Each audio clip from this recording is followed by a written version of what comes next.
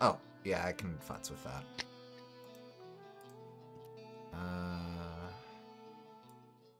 We'll just lower that. There we go. Oh, wait, right. Actually, I usually do it from the thing here. Let me... None of this should show up. Don't worry about it. Yep. Okay, that should be good.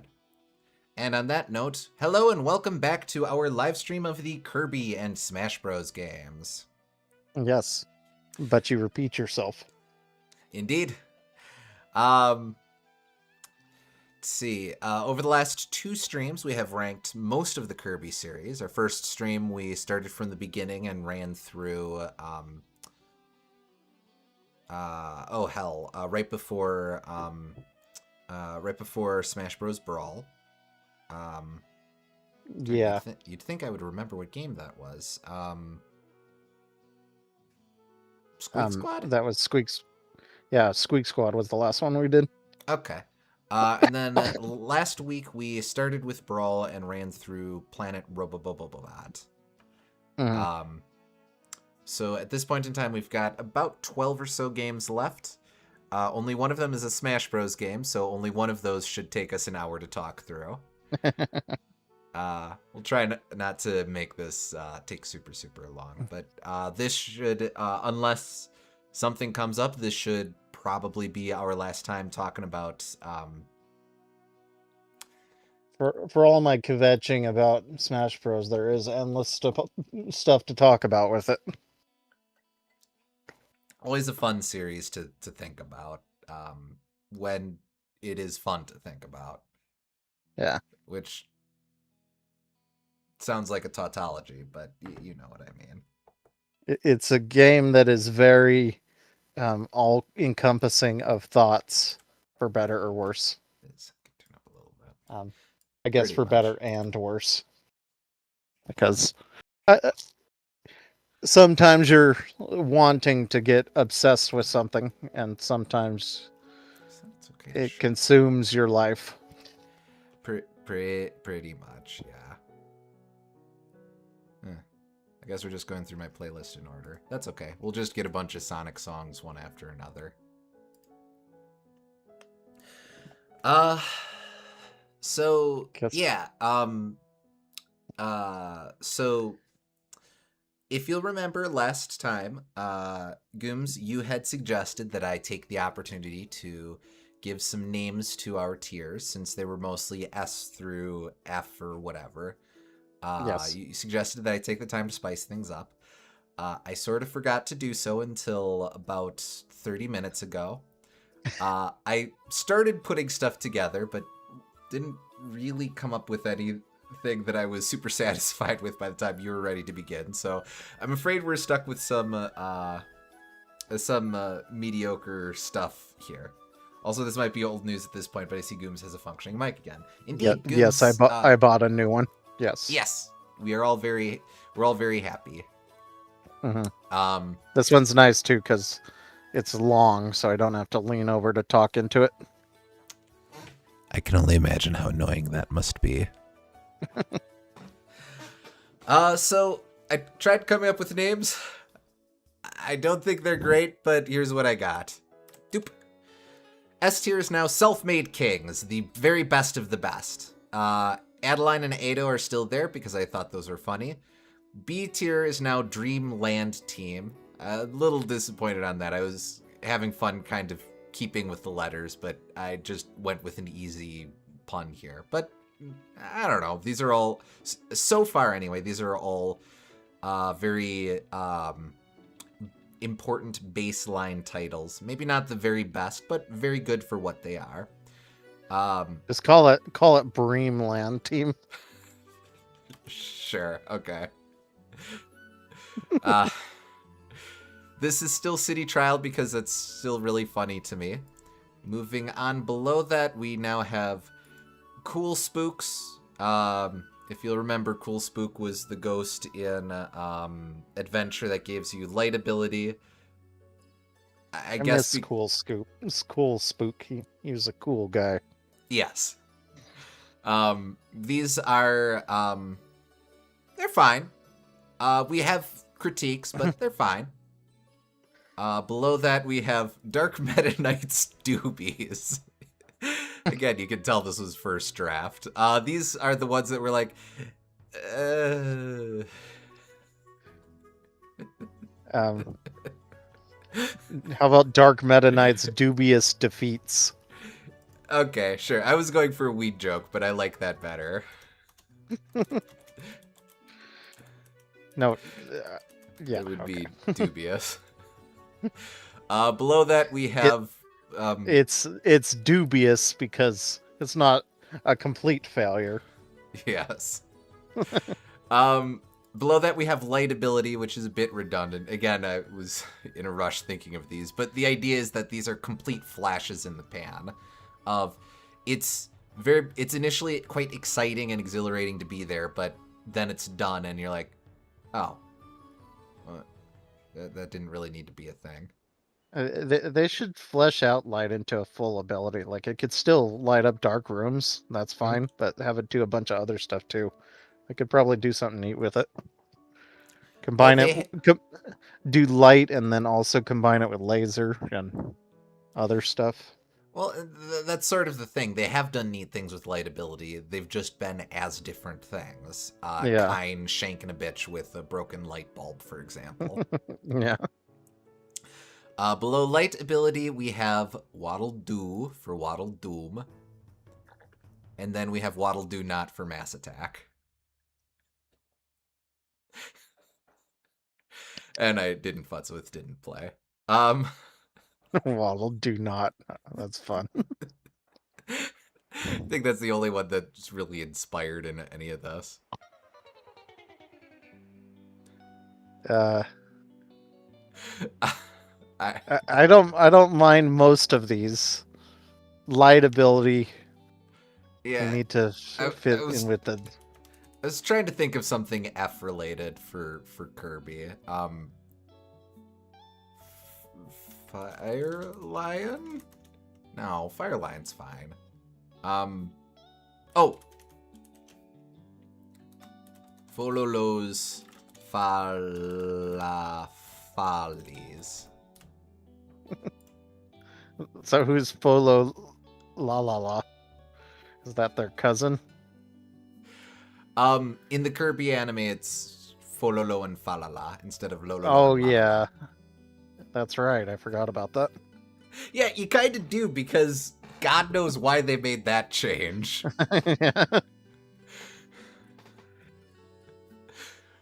Yeah, that'll do. That'll Waddle Do. And it's not Waddle Do Not. All right. Yeah, I think that's all well and good. So getting back to the actual ranking, next up we have Team Kirby Clash Deluxe. They're Lolo and La La La in the original Japanese. Yeah, that's right. That's a 4Kids thing. Yeah. Makes sense that 4Kids would mess that up. I'm slightly sympathetic to 4Kids on some things, but that one I just don't get. Anyway, we've got Turby Keem Tash What am I doing? Team Kirby Clash Deluxe. And I might actually suggest that we do Super Kirby Clash at the same time as well, since I think I know they're fairly different projects, but I suspect we kind of have similar thoughts on both of them. First, I want to say that you would think that Lolo and La La La specifically would, like if they didn't know the name of Fire Lion or something, that's whatever. But that guy Lolo had an entire series to him. You would think they'd be able to figure that one out. Well, like in the when 4Kids translated Sonic X, they didn't know the Sonic series. So like a plot points in the show is that Chaos Control warps Sonic and Eggman and people into the real world. But because 4Kids didn't understand what it was, they thought Chaos Control was the name of Eggman's base, where they're at when everyone gets warped. So there are all sorts of references to Eggman controlling Chaos Control, rather than Chaos Control being this superpower. So you can kind of step into that logic. If you absolutely don't know the series, you can be like, okay, sure. But again, in this specific instance of, even if you don't know what the series is, why would you read Lololo as Fololo? Unless they were like doing some sort of deck the halls joke or something, but why? You'd think that they would be able to like talk to someone and like figure out the proper names for these kinds of shows, but whatever. Seems like you could do it for take an hour-long phone call and figure out all of this stuff. A lot of that behind-the-scenes stuff I don't quite know. Yeah. But anyway, I actually do have fairly different opinions on the two games. Okay, then let's go ahead and do them separately then. Yeah, I mean, I don't love either one. But the first one, the 3DS one, I spent an enormous amount of time on, just chipping away at it in hopes of beating everything in it without ever putting in actual money for it. I have beaten everything in it over the years, but they give you a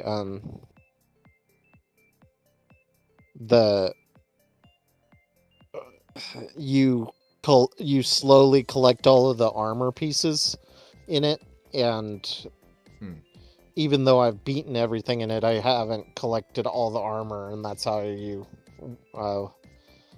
grind out all of that if you want to. And that just takes years and years of your life if you want to get all that. But luckily you can skip to the good stuff and that's the smart thing you should do.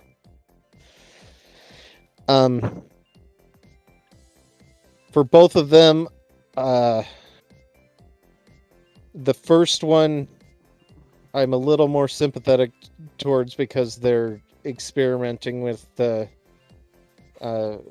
monetization model, and like it might have not been as clear to them how predatory it could be. By Team Kirby Clash, they really should have known better, and also the online sucks ass in that game. In Super Kirby Clash, you mean? Yeah, in Super Kirby Clash. And it's just the same game again, so like, why did they need to make two of them? That's sort of it, yeah. Like I know that the end game is different. Super Kirby Clash, Nightmare has more of a presence. I know it's alternate universe, but for the sake of things, Nightmare has a presence in Super Clash, whereas Team Clash Deluxe is more Taranza. I know that Super Clash is where we get, I believe, Aeon Hero from. So there's some lore implications, even if it is AU, but I also kind of like Magalore being like, he's the guy who sells you the armor, so it's like you can kind of almost view it as self-aware that he is the one that wants all these gem apples that are the monetization model, so he's the one that's like robbing all these kids of their money, which is a fun way of looking at it.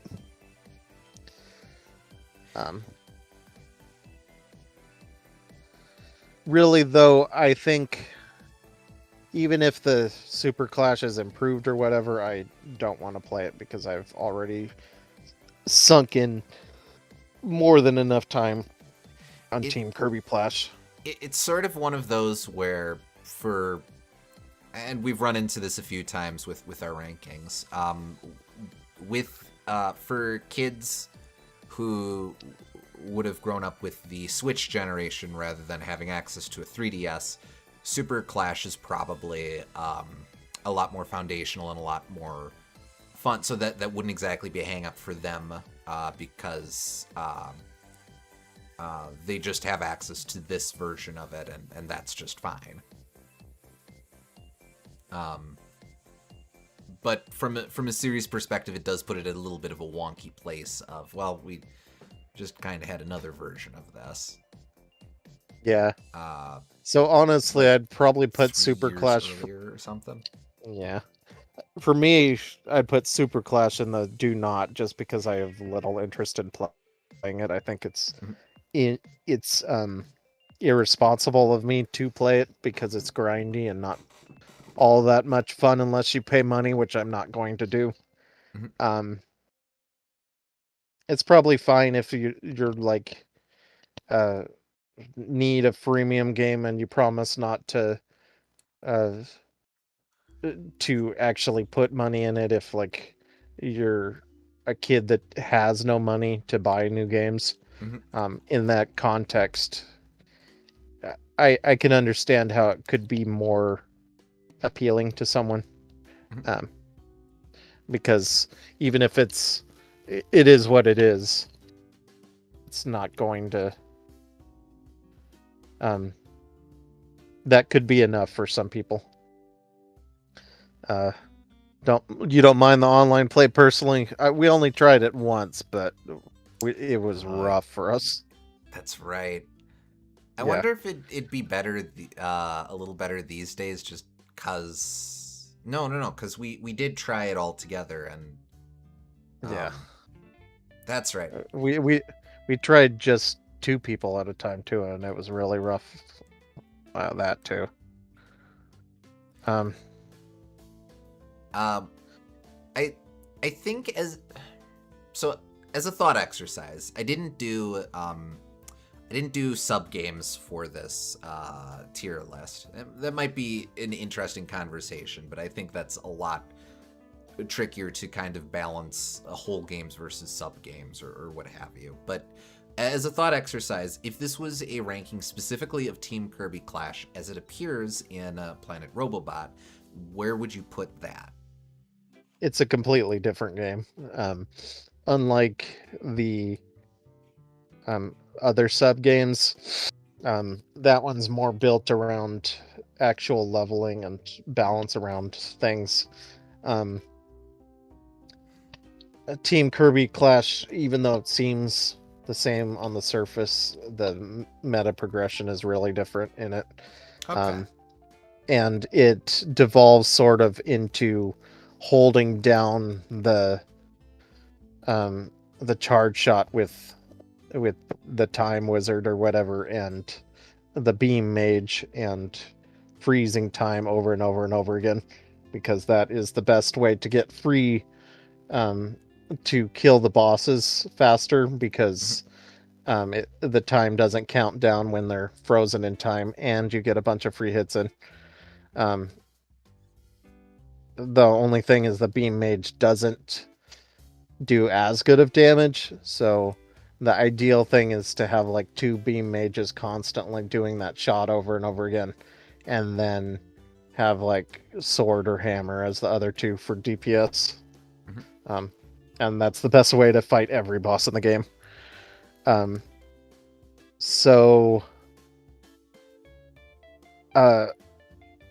Very exploitable.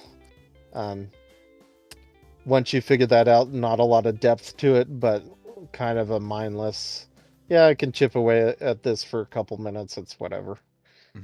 Do my dailies kind of game. Whereas Team Kirby Clash is like the closest thing that Kirby has come to like an actual RPG mode. Mass Attack be damned.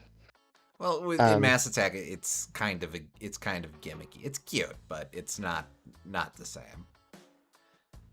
Dr. Healmore BTFO. Yeah, you don't want a healer, because that just shows that you're bad at the video game. They don't accomplish anything that the others don't if you don't die. So definitely a hyper aggressive rather than slow and defensive, eh? Yep. I will say it's tricky because we didn't spend a whole lot of time with either of these, in part because online was such a slog, and in part because the mobile game microtransaction gameplay loop didn't really fit our stream format super well. It's difficult to divorce either of these from the microtransaction format because it's so intrinsically baked into it, and again, due to the nature of how we played it. But I will say that I do think the core gameplay loop is fine for what it is. Yeah, I really it's like not the a game. idea of it being a cooperative title, and It's not a game I hold any malice for or anything. It's just, it's I have to put it at the bottom just because I don't have interest in playing it. So, yeah. It's.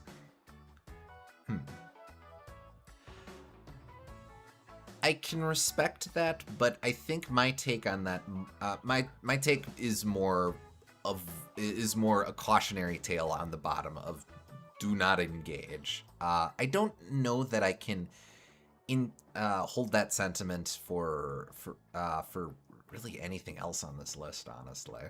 But I'd be willing to go Fololos Falalalis.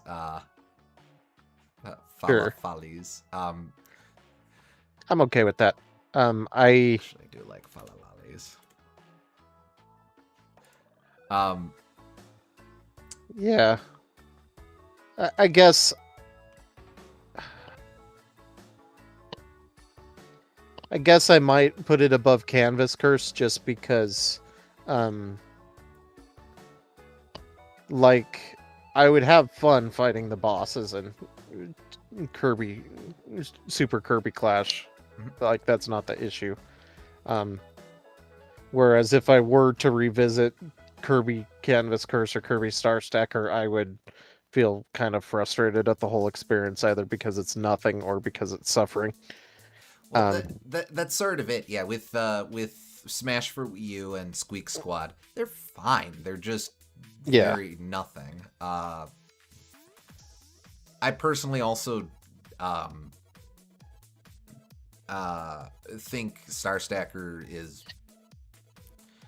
like Canvas Curse is more suffering. Star Stacker is just nothing, but Canvas Curse has but it's like a dividing line. Like these two I would be willing to play.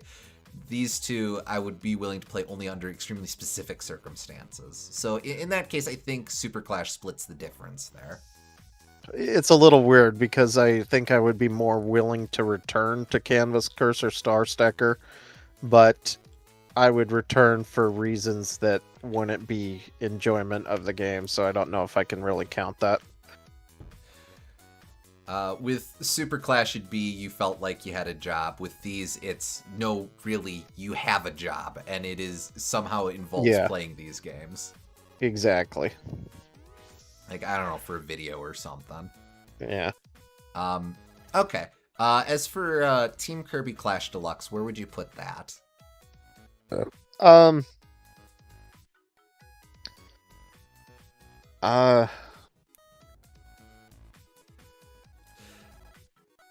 we discussing Super instead of Deluxe? I feel like a lot of... I mentioned it because I felt like a lot of... At least my thoughts between the two games are fairly similar. I know that they do different things, and Super Clash represents an evolution of sorts, but they're... I think of them in a similar headspace. And we have relatively minimal exposure to Super Clash.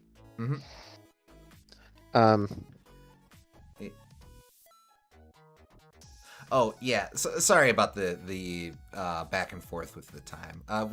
We're still pretty early in, so don't worry too much about it.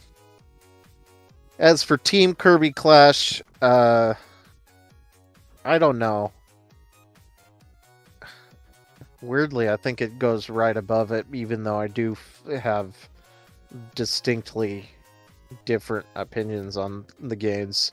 I just don't know if there's anything between the two because, like, Squad, I appreciate as a solid Kirby game, for the most part, with a terrible final boss, but and being too short and all of the other nitpicks I have about it. Being a competent enough Kirby game is still enough to put it above Team Kirby Clash Deluxe, even though I played a lot more of Kirby Clash Deluxe. Go ahead. Well, so I guess I don't really love Kirby Clash Deluxe that much more than Team Kirby Clash Deluxe. It's just that, or Super Kirby Clash, whatever. A lot of these names. I guess I don't love it that much more. It's just I happen to have more personal attachment to it because I wasted more time on it. Maybe another way to look at it is in the 3DS era, we got a lot of Kirby games, but there was a lot of purpose to each of those. The two major Kirby games, Triple Deluxe and Robobot, both games had their sub-games expanded out a bit. So in that perspective, Team Clash Deluxe would have been part of that process of let's do more with this idea. So it fits in with the same continuum of Drum Dash Deluxe, of Fighters Deluxe, of Blowout Blast, which is not a deluxe. Contrast that with Super Clash, which would have been the team just deciding to do, let's do another one of these. Yeah. In two separate universes, I would probably like Super Kirby Clash better. It's just I don't want to invest the time into the same game again, or mostly the same game again, and yeah, I've already put so much time in the first one that it's like soured me on playing another one. Let's see. Folks in chat are saying that they would prefer Super Clash to Team Clash Deluxe.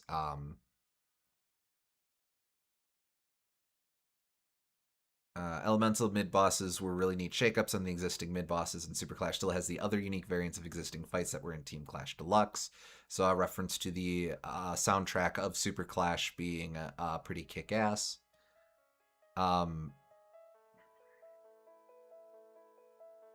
They both just feel like Kirby boss simulators to me, but that have a grindy microtransaction thing, and at the end of the day, that's what they're going to feel like outside of like minor differences. So part of me wants to compare it to Smash 4, where last time we said that Smash for 3DS has a specific identity that Smash for Wii U does not, just due to the nature of their platforms that they came out. Is it a similar situation where with the Kirby Clash titles, where Team Deluxe has an identity that Super Clash does not, or vice versa? it really feels like Super Kirby Clash has very little identity as someone that spent like less than an hour on it, but Team Kirby Clash Deluxe feels like it has an identity, I guess, in the sense that it's the first microtransaction game and it's being predatory and it's being a quick hitter boss fight thing that you can grind out a couple of bosses each day and then get the new armor so you can do the next thing.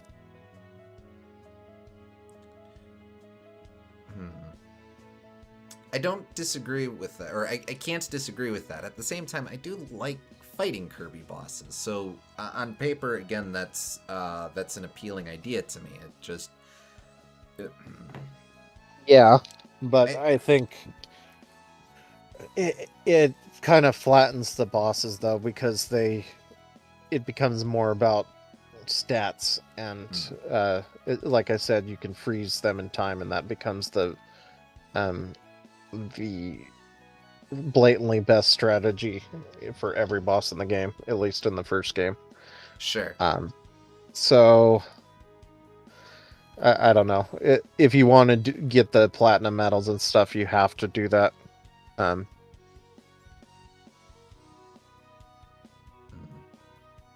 think for me personally, I don't have a very strong connection to either of these games, so I'm not super picky about placement, except that, again, I don't think that these quite bottom out the list, because I think there is purpose to them, or there is something to them. I'm willing to go along with chat and put Super Clash just above Team Clash Deluxe here, mostly as an acquiescence of these aren't games that I have much of a connection to. I think this is still ultimately where I feel they belong in the continuum of the series. They're interesting projects, but there's kind of there's the bugbear that is microtransactions is sort of hard to overlook about what they are. And I say this as someone who, how do I put this? I go, microtransactions, but I'm not necessarily thinking that microtransactions are evil, even if they're often used to be evil. I don't think that they're deliberately malicious in the context of these Kirby games. Yeah. I just kind of wish there was a different system at play to really tap into this game. Again, it's in the specific context of our series playthrough. It's the thing that prevented us from really examining the inner workings and finer systems behind these games. Yeah. I definitely wouldn't do that just because, like, a game. I think that a game personally never wanting to be on my radar wouldn't make it definitely go less. But like I don't have so much of an attachment to Team Kirby Clash that I'm going to care that much about it. Okay. I think then we'll just leave these as they are here. Yeah. We'll see if we get something else to split the difference. I don't think so. I think we've got a pretty good streak remaining, but we'll see. Yeah, no, I honestly don't see any of the remainder of these being that low, but those are all discussions that we will have coming up. Yep. Next up, we've got Kirby's Blowout Blast. This is the one that unfortunately I missed out a lot on your stream, and I know you are quite fond of this game. When I played it way back in the day, I was like a little lukewarm on it, but I know that like it gets really good towards the end, and I probably want to make time to experience the rest of it at some point. But so I'll mostly default to your opinion on this one. So this is a little bit of a hot take, I think, but I think this goes here. I could maybe even make an argument for a tier up, but Oh man, that's a hard sell. Honestly, pound for pound, I think Blowout Blast is one of the strongest games in the series. And to be clear, I don't even remember what the original sub game is. What the name of that is? It's what is it like? In Planet Robobot, what's the name of the sub game? It's like 3D Blast or something. No, that's Sonic. I know, but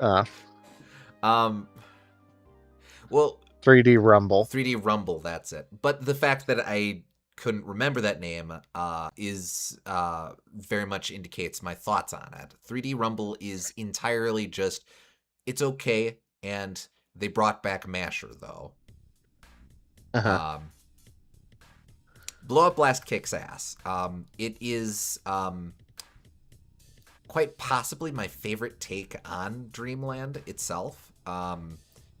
Essentially being a remake of the ideas of Dreamland, just transposed into a series of puzzle levels, where the gimmick is that you're running around and you've got to trying to remember all of these thoughts now, because this was a solo stream of mine where I was just kind of hooked, but let me think. It, of course, it being the first true 3D platformer of the Kirby games is interesting. It's not, you're not doing a hell of a lot of platforming, but you know. But the fact that it's, the direction taken with it is that it's strictly locked to the cardinal directions, or whereas like you can roam around, but so many of the game's actions are hooked on the cardinal directions that it creates this very almost sort of analog approach to this this room by room puzzle exploration. On top of that, the time restrictions for most of the game being so tight requires you to really lock in and get good at mastering each of the different puzzle rooms. I really like how it does its callbacks. It's, of course, great fun to have Lololo and La La La show up. I really like that it goes for the full extra mode loop, but then it does a step beyond that by having, oh gosh, I wish I remembered the name of it, the Secret Path, where it has an extra mode that, rather than, in addition to being harder than even extra mode, it's all a single stage, and you're doing a run of the game in a single stage. Again, a very novel way of calling back to the ideas of Dreamland in an anniversary collection that is showing that's not just understanding the literal what was Dreamland, but also understanding the experience of Dreamland, of being this bite-sized adventure that you're running through all at once. But now it's turned on its head, and it's a challenge run where you're going through all of it, and it's an unbelievably long stage for what it is. And the whole time you're just listening to this minor key perversion of the credits theme from the original game, and it instead of being this peppy tune that's really bringing you up, it's now kind of this long harrowing tune that's more foreboding, and all that leading into the final DDD fight. And I don't know how quite to put it, but just all of these ideas coming together, it really feels like the team locked into take a fairly random idea that was kind of decent, but that was fully expressed in Robobot and transformed it into something way more interesting. Yeah. Playing it just, the reason I didn't really get locked into it is because getting the perfect scores on everything felt really finicky. Like, it's very easy to lose your combo, but I can accept that being me just being bad at the video game and caring, and simultaneously caring too much about getting the perfect score. Mm-hmm. But it's always been a game I want to go back to at some point. I just don't know. It's a game I keep wanting to push back to another time. So it's such a weird thing to allocate time for. I absolutely never would have noticed it if it didn't happen to be a game that we were going to play as part of this series. yeah, I agree. It's very good, but yeah, I think the controls feel slightly off. Yeah, I don't really love how it controls. It feels digital in a way that it's hard to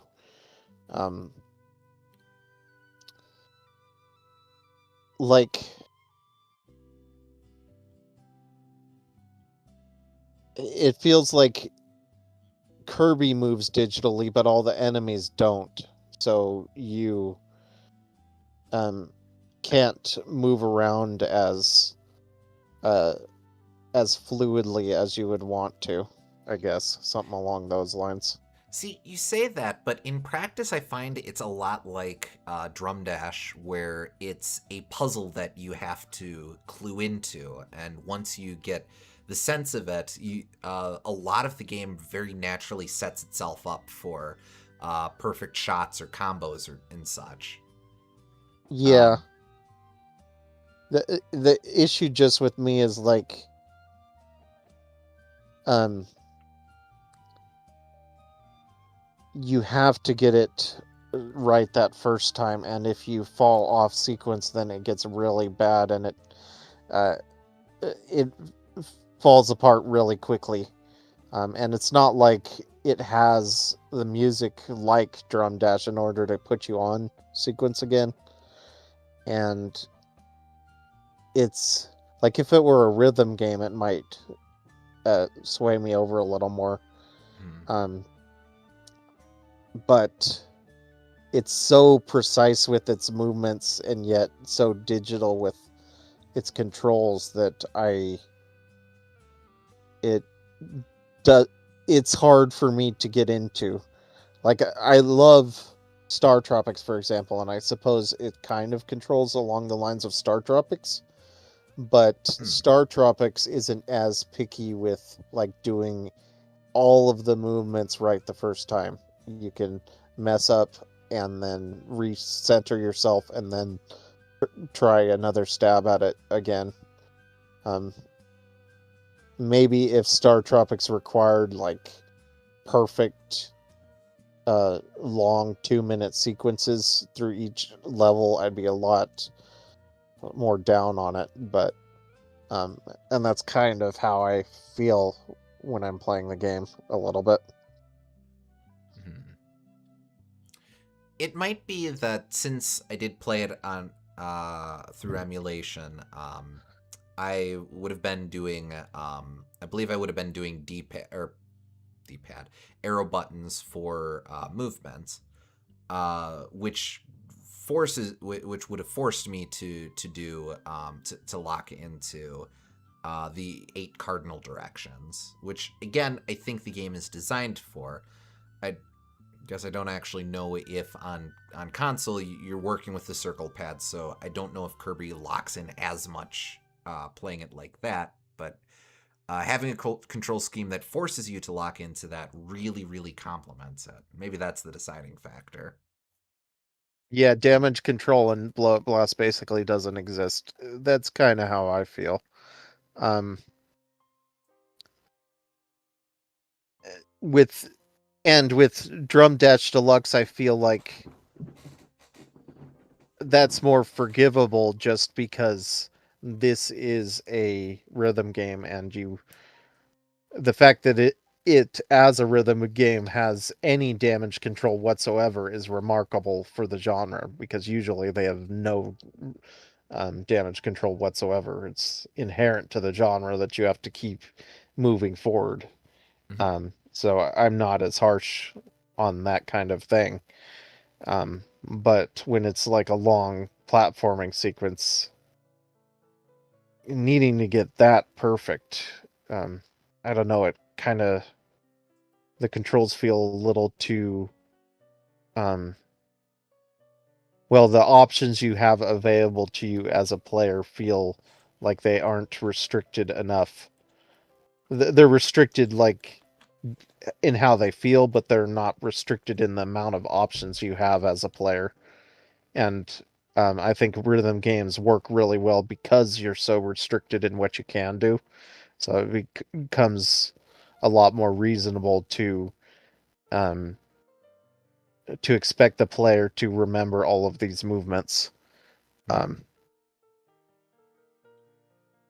so it's just kind of a hard ask for me to do all of that stuff um, in in like a platforming game. That said, once I do cross that hurdle and want to play it, I'm sure I will enjoy it quite a bit. Like the, I like what you've said about it. I think this is a game I could get really into once I overcome that hurdle and it like starts feeling right to me. But right now I'm just kind of eh.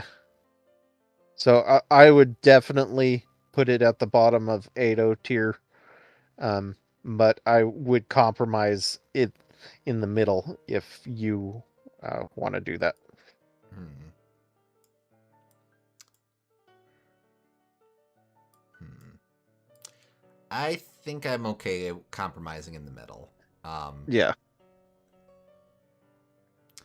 uh, Epic Yarn's appeal is probably a lot more obvious and straightforward anyway. With Blowout Blast, I really get into it because I really get into the mechanics of it, and I mentioned spectacle stuff as well. And that's not to dismiss that, but wedding the spectacle to mechanics that I found really deeply engaging carried it for me.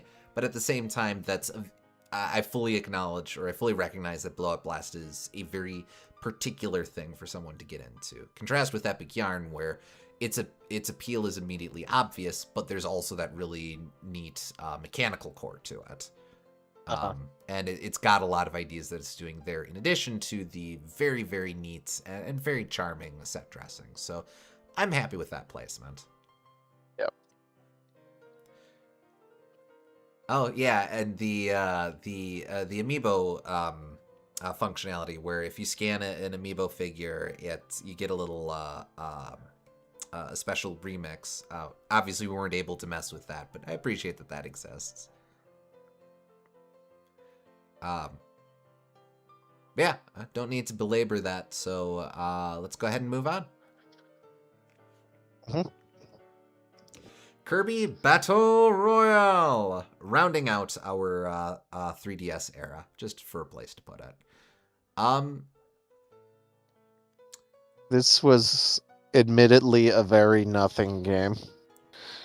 It's I've been trying to remember my thoughts on it all day since it was weirdly one of the most involved Kirby stories, and thus a story I really locked into, mostly because it's one of the few times when the actual recurring cast of Kirby was specifically relevant. Uh-huh. Where it's a DDD plot and he's doing dastardly stuff, but Meta Knight shows up with Axe Knight, but weirdly Bandy is almost the main character because Kirby is just kind of chilling there, and there are all the other Kirbys, and like what is it? Channel PPP. The Waddle Dees from Twitter are canonical here, and it's like a whole thing. The issue is that most of the stuff that I really connected with in Battle Royale is, again, the narrative stuff. The actual mini games, if I remember correctly, again, I was trying to remember some of this stuff earlier.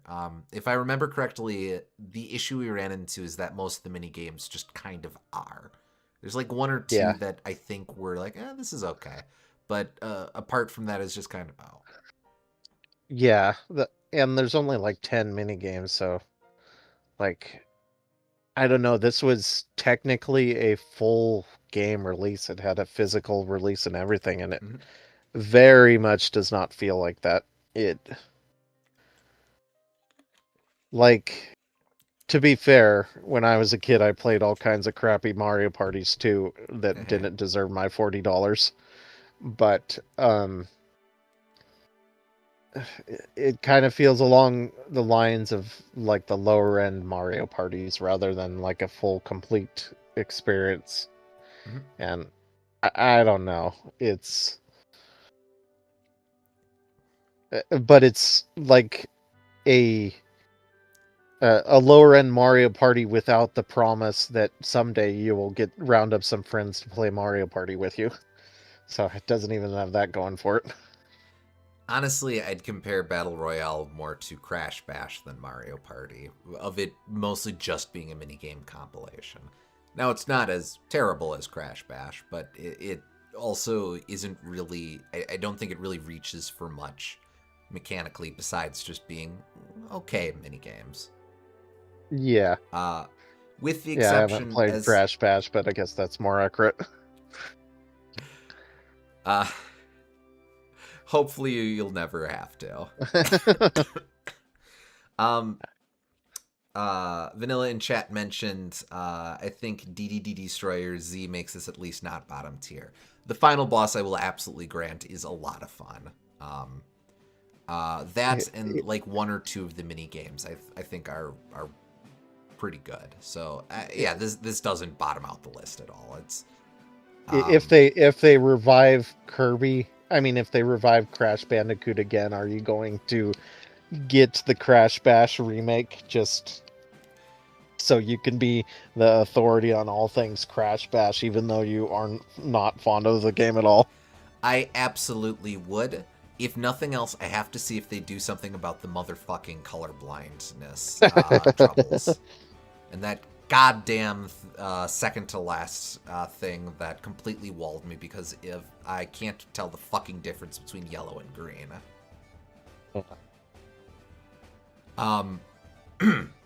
But yeah, this was a cute enough game. It's like it had. It's fun to play. Some of the mini games are interesting. Like the story's kind of fun. Um, it would be a good like car game just because it has variety and you can play one round or the other round.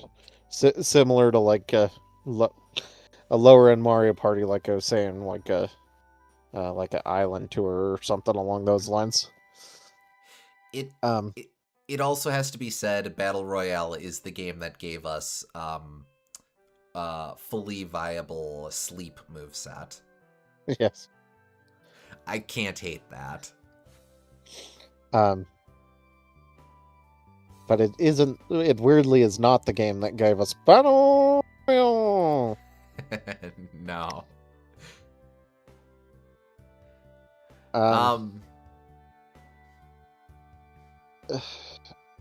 But like,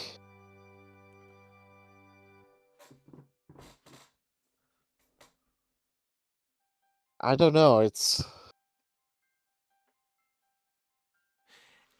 sort of a strange valediction for this era for Kirby.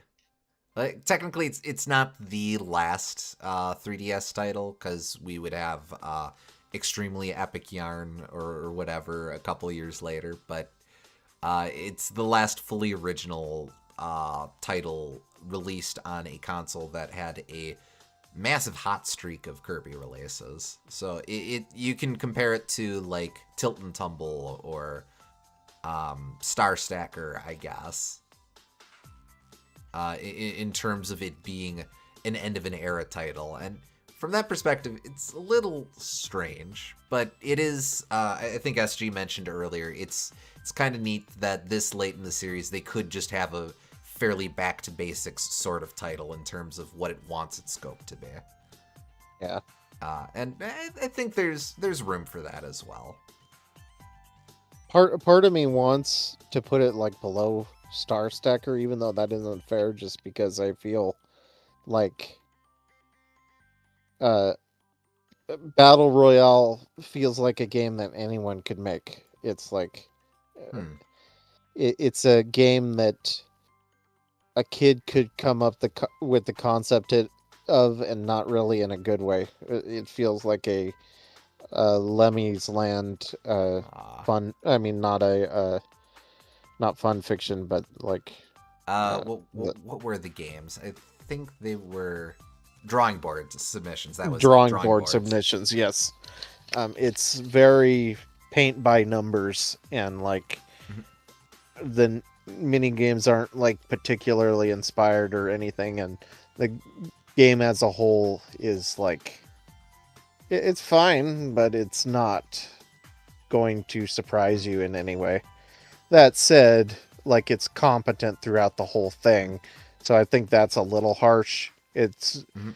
even though it has less of a identity or like a novel reason to exist than like Canvas Curse or Star Stacker, it at least is continually playable.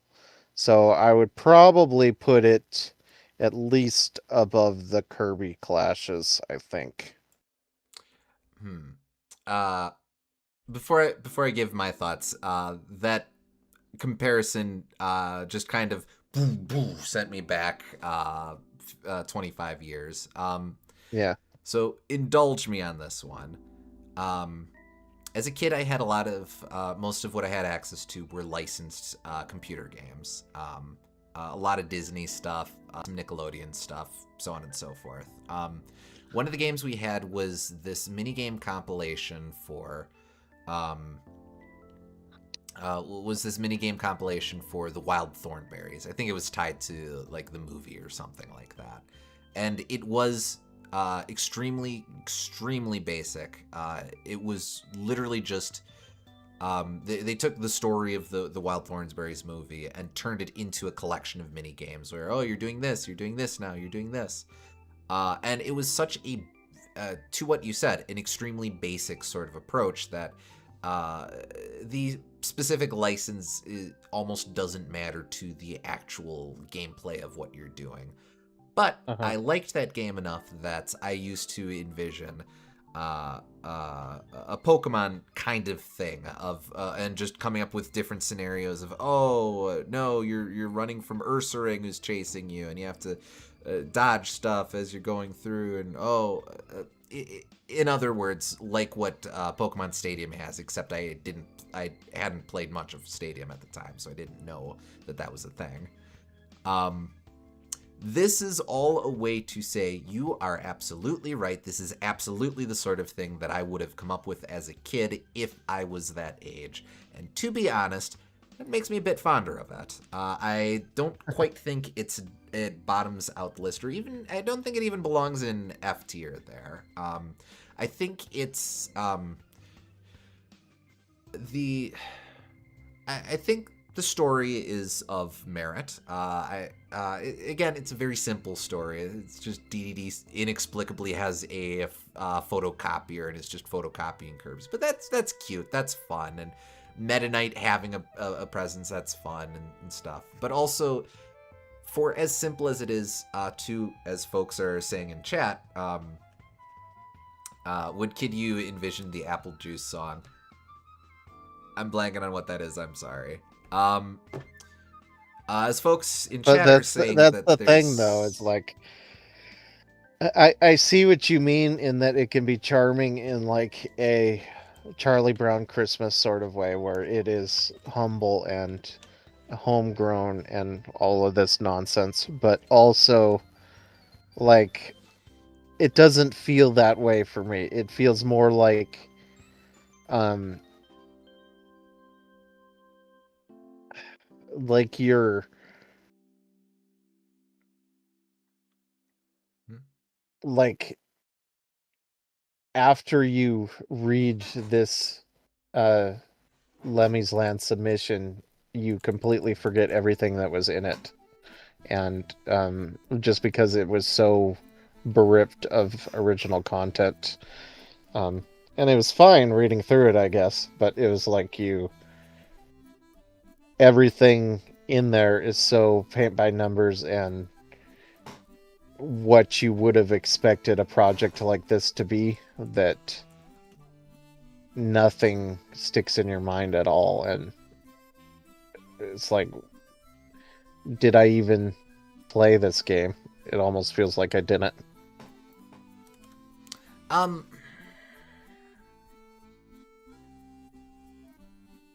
Hmm. It.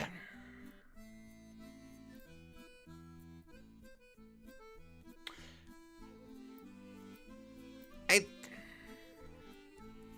I think it's trying though. Is the thing like it's trying. It doesn't set a particularly large scope for itself, but it is trying, and uh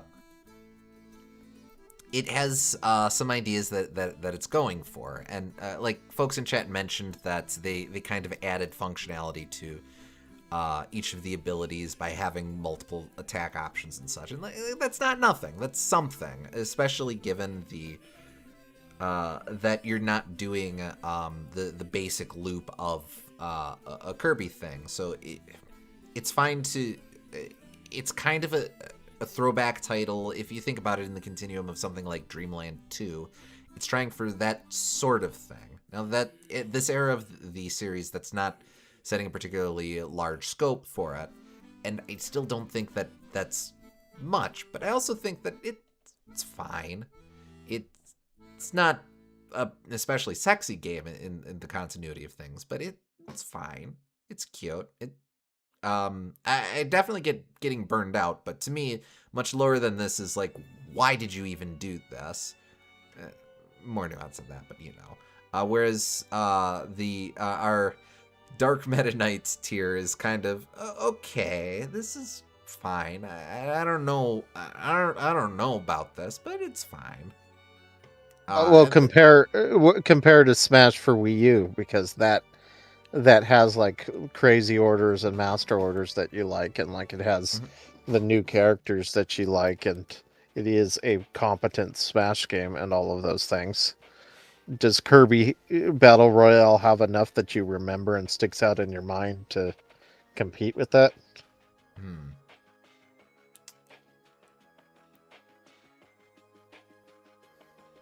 No. I acknowledge that part of that's slightly unfair because I spent way more time with Smash for Wii U than I did with Battle Royale. At the same time, Battle Royale was the game that clued me into the fact that Bandana Waddle Dee was my favorite character in the series, so I don't know. That has to mean something. That's true, I suppose. I guess I did forget that Bandana Waddle Dee had some cute writing in it. And that is enough to put it higher for me. That is one level of a attachment that is enough for me to go, okay, I appreciate this. I will take that. You did it. You did it. You reminded me of a thing I cared about in that game. I added some. I broke through. I broke through the stony facade of Gooms' heart. He learned to accept Battle Royale back into his heart again. Oh. Maybe not my whole heart, but maybe a couple. A single ventricle. Not even a ventricle. A couple red blood cells. Ah. Listen, it doesn't have Smash Tour, so it shouldn't be in that tier. Fine logic by my point of view. I do feel like Battle Royale feels like an important stepping stone on the way to Forgotten Land. That's interesting. I suppose since it is that presentation, that's kind of an interesting way of looking about it. You can establish a continuum from Blowout Blast to Battle Royale to Forgotten Land.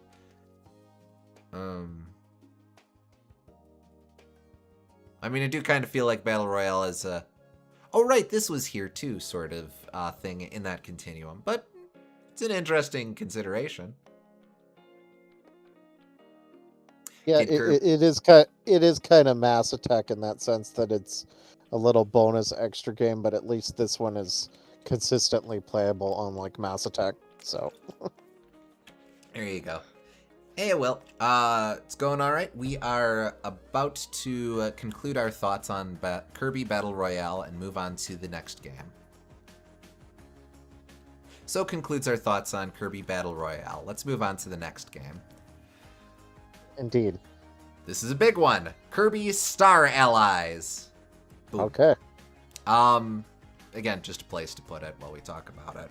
Star Allies is so weird. First off, as Mo's mentioned in chat, this is correctly, or probably most correctly recognized as the end of the 3DS era, even though it's not on 3DS. But I agree that it feels like it exists in the same continuum of modern Kirby from Superstar to Superstar Ultra to Triple Deluxe to the early half of modern Kirby, if you will. Sure. I would say for this ranking, I would include DLC for it just so we can be fair with that. I think, and that's I think the big thing. Star Ally, I probably should have split this into two spots actually, because I think Star Allies is absolutely made by its DLC. The base game is fine, but the issue is, Honestly, if it was just the base game, I might even put it in uh, like Squeak Squad tier almost. Maybe I don't not think that it. bad, but I don't think it's that bad. Maybe D. But the issue is that Star Allies is okay. It has some ideas. it Um, has the same issue as Squeak Squad in that it is over incredibly quickly and it has no challenge whatsoever, and it's not particularly memorable level to level. mhm. Um, the, but maybe a little more competent overall. But it needs the DLC in order to stand on its own. I mentioned this while we were running through it, but my live streamed playthrough of Star Allies marked my second time through the game. Star Allies was a rare modern Kirby game that I had played before running through the series, which meant that I got it completely out of context. And not only that, I got it as a rental that I played when it was brand new, which meant I had the experience of playing base Star Allies and then Star Allies with full DLC. Base Star Allies, I think.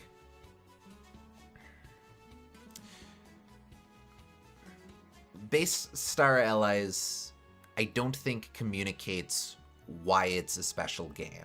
I don't. Star Allies is Star Allies is eventually an extremely special game and a very, very neat project in a lot of respects. But the initial run of it is just kind of a...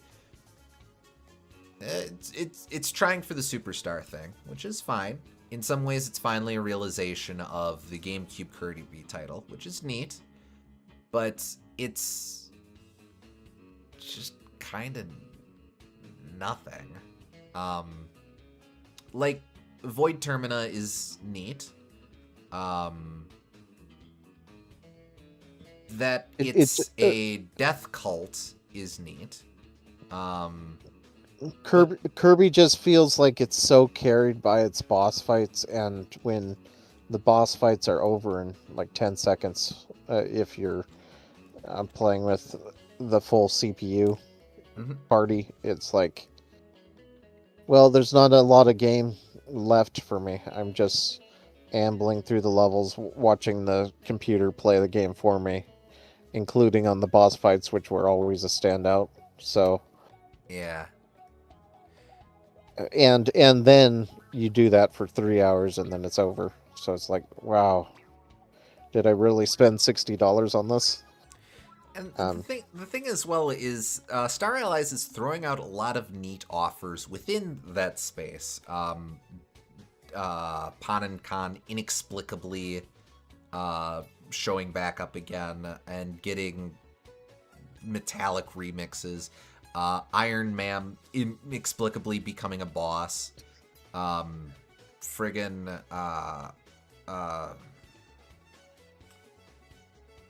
what are some of the other neat deep? Oh, Bugsy showing up. Vividra being Paintra again. Clean ability making its glorious comeback, and thus Choo Choo Nagu and Pitch showing up again. But a lot of those, the thing with a lot of those is that those rely on a foundational familiarity with a lot of aspects of the rest of the series. From our perspective, that we've played the rest of the series, so we know that that's significant. But I think Star Allies really struggles to communicate to someone who's a complete novice to the series and is just coming in on that title. It really struggles to communicate why Kirby is so fundamentally interesting. You just kind of get this spectacle of the game defeating itself over and over again, like you said. Yeah. At least in the base game. Guest Star Allies is is a bit better because it has some ideas there, but again, a lot of that's kind of solving itself. Um, I'm not gonna knock the Morpho Knight twist because that is kind of sick. But again, to a player who is just this is their first Kirby game, it this is their this really cool moment to someone in who's in deep with the series. It means absolutely nothing to that guy. Um, it Soul Melter is cool. And like the recontextualizing the arena as the ultimate challenge or the ultimate choice and having it be more modular and stuff is a neat idea. It and like I really liked Helper to Hero and Star Allies' offers of some of these side modes are better realizations of what the core appeal to Helper to Hero is. But again, so much of that relies on being brought in by that first impression. And to someone who isn't in with the series, there's just nothing there. It really just isn't there. I think a big reason why the DLC helps is because the DLC makes it clear that the expectation is that you're in deep with it. By having all these callback characters, it then becomes, oh, okay, I don't know who any of these guys are. That's okay. This isn't for me. But I also think like the guests... or if they are new for you, you can think of it in the sense of like this is your introduction game to all of these cool characters, and I think you could get value that way as well. Mm-hmm. I feel like the DLC guest stars give a lot of purpose to the game design. That as much as I like all the weirdo minion helpers, they just don't carry the same, or they don't. The game doesn't communicate the same, or I'm tripping over myself here. How much can you judge Star Allies by its launch when a launch Star Allies functionally doesn't exist anymore? No one will ever play it again, and all that exists are 8-year-old memories. Not really. You could not have your Switch set up for online play, so that's another way to play it.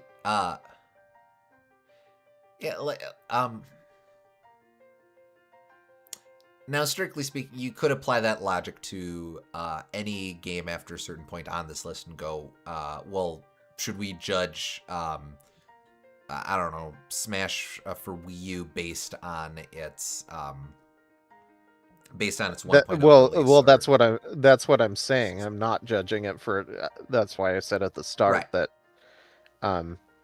we should include the DLC, and because of that, I rate it significantly higher. But I would agree.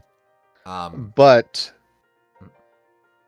some people in chat are saying that like base Star Allies deserves more, and I just don't see it. The game it is cute at times, but it's overexpensive and has the exact same issues as Squeak Squad has, except Squeak Squad has it has like the ghost ability, which is novel not just for the Kirby series but for gaming in general. Like the concept of possessing enemies in that sense is something that is underexplored in gaming in general. It doesn't do anything with it, but it is a neat concept, and like it has solid boss fights, whereas Star Allies just does not. When you are playing with CPUs and they run through the game for you, like the experience just really feels like you're watching a movie and not a particularly entertaining one. By way of example, I specifically remember during my first run, there's that one level early on where there's the big old Waddle Dee ball that is chasing after you and you're running from it. On my first run, it was like, okay, this is kind of cute, but then completely forgot about it. By the time we came back to it during our series playthrough, because I had the context of other games up to that point, Triple Deluxe and Robobot and stuff like that, establishing a pattern of having Waddle Dees as background characters that are just kind of doing their own thing, I was better set up to appreciate. Oh, okay, this is part of this this little play, the playtime that the Kirby characters are engaging in. So I now had context for it, but I think it's really easy to it's so easy to assign feelings to the game when you know that there's more going on, or you have bigger expectations for it. But I really do think Star Allies probably makes the worst base Star Allies again makes the worst impression of all mainline Kirby games. I still would put base Star Allies over Squeak Squad myself, but I probably would too, a little bit, but not by much. Now, that being said, indeed, this is not a ranking of base Star Allies. This is a ranking of final Star Allies, in which case it is at least B tier, I think. Probably higher, honestly. Or I could be convinced higher, but at the very least top of B tier. I think that it goes all in on being an anniversary title. And it's like 27th anniversary or something, weird number, but it goes all in on being a celebration title, and it goes all in on these references and such. Means that it creates a lot of lore and set dressing for itself. I think as well, Star Allies being having had so much time in the oven by the end of the DLC cycle means that it's probably the game where we get the most impactful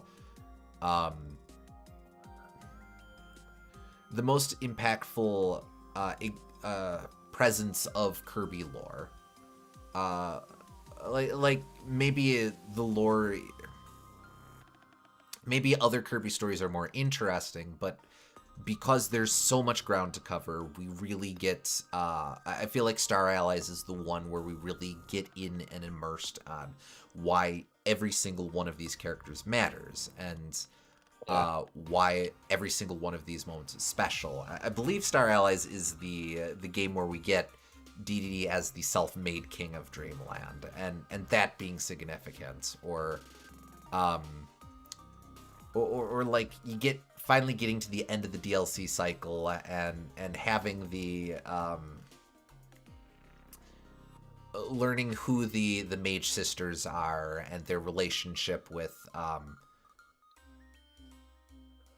can't remember his name, the gibbery guy.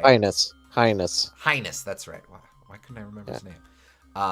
Where you get that, or now that you've now that you know who all of these characters are, knowing the significance of like Morpho Knight and stuff.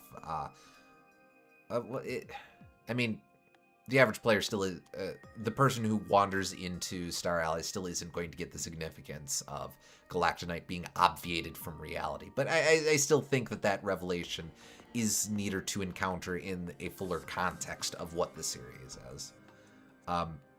In addition to that, I really like that with the DLC friends, and thus the DLC guest star ally runs, I really appreciate that each of those takes the opportunity to not only reference the character itself, but the gameplay feel of the source material for each of those games. I really like that. For example, Dark Meta Knight's mode has the transition rooms from Amazing Mirror, and incorporates just a tiny bit of that Metroidvania design into it. Like, that's a much bigger step than they had to do for that game, and I really think that helps complete the game as this commemorative title.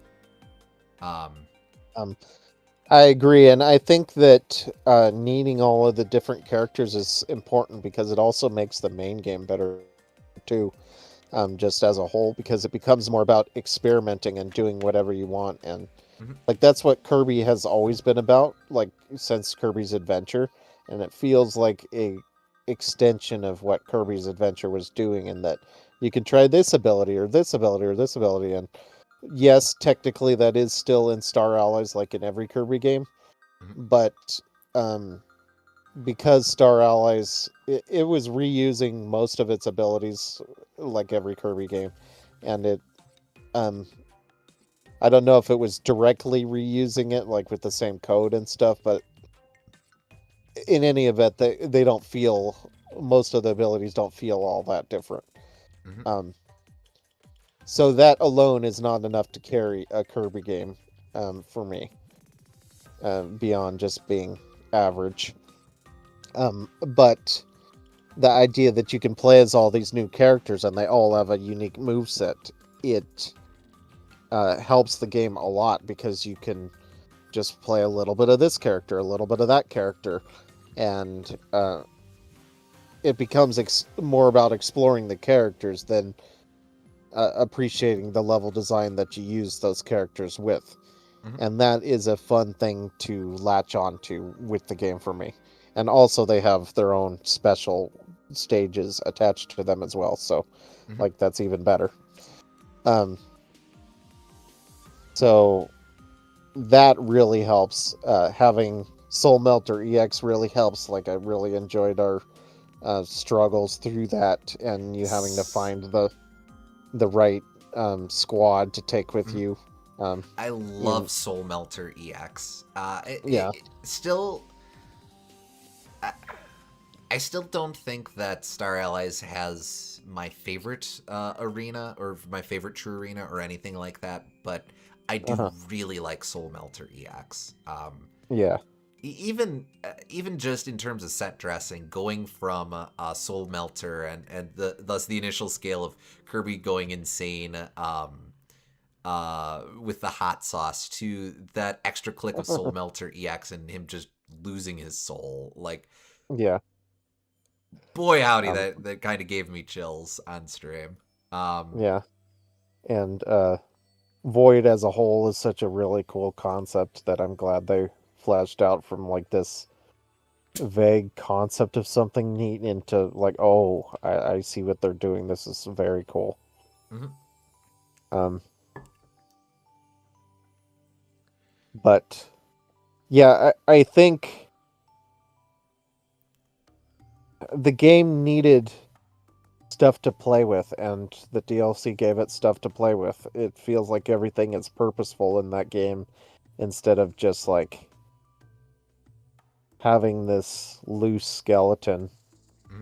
Mhm. And then I guess in a lot of Kirby games, the actual game itself is the least interesting thing. It's all the content that you experience that game with, and it just didn't have content, so now it does. So now I like it. Um, I would put it in Ado tier somewhere. Um, I'm I cool like with it. that. I like it significantly more than Return to Dreamland myself. Um, I could see an argument for anywhere in here. Um, I'd even be willing to top off 8 tier with Star Allies. yeah, that feels fair. That's honestly what I was leaning towards. Um, like, part of me wants to even raise it higher, but like I really value the next three games artistically, Mhm. um, especially. So it doesn't feel quite right when it's Star Allies feels like a celebration of what already exists rather than making something new and remarkable on its own merits. And I love celebrations of things that exist. I really appreciate that. But maybe making a new thing I value a little bit more. Chat mentions Void also took what was already the best final boss theme in the series and made it even better.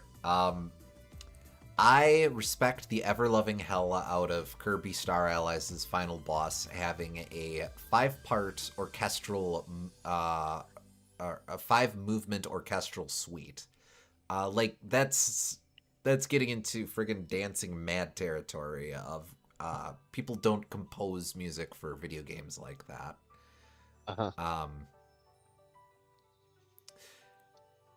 Yeah, it like and again, Void meant nothing to me on my first run, but on the replay on stream, just like knowing what the master crowns are and that iconography and just all that interplay And the mix different of green pieces. greens into the song. Like, that's so good. God, yes, yes, yes, yes, yes, yes. It, we were just talking about it with a new breeze for tomorrow being subverted in Blowout Blast. Same thing here with Green Greens.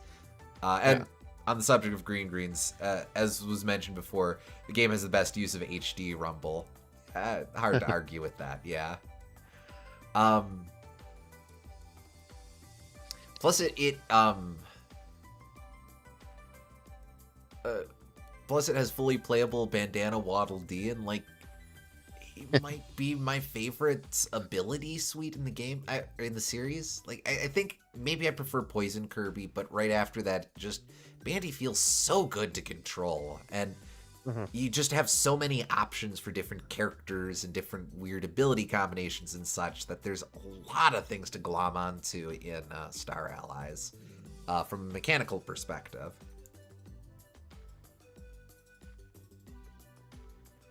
My first playthrough, I rolled my eyes at Void Termina, but now Void is so meaningful to me. I think I agree with that sentiment, yeah. Yeah. Like, At first, it was... There's a fine line between, like, now you're facing off against Cthulhu, and, like, it actually feeling like they're doing something meaningful with it. Like...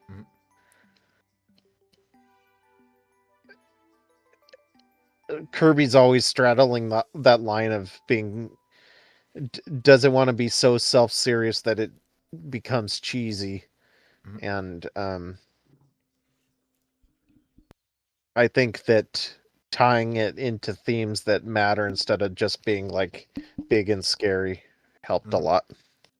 Absolutely.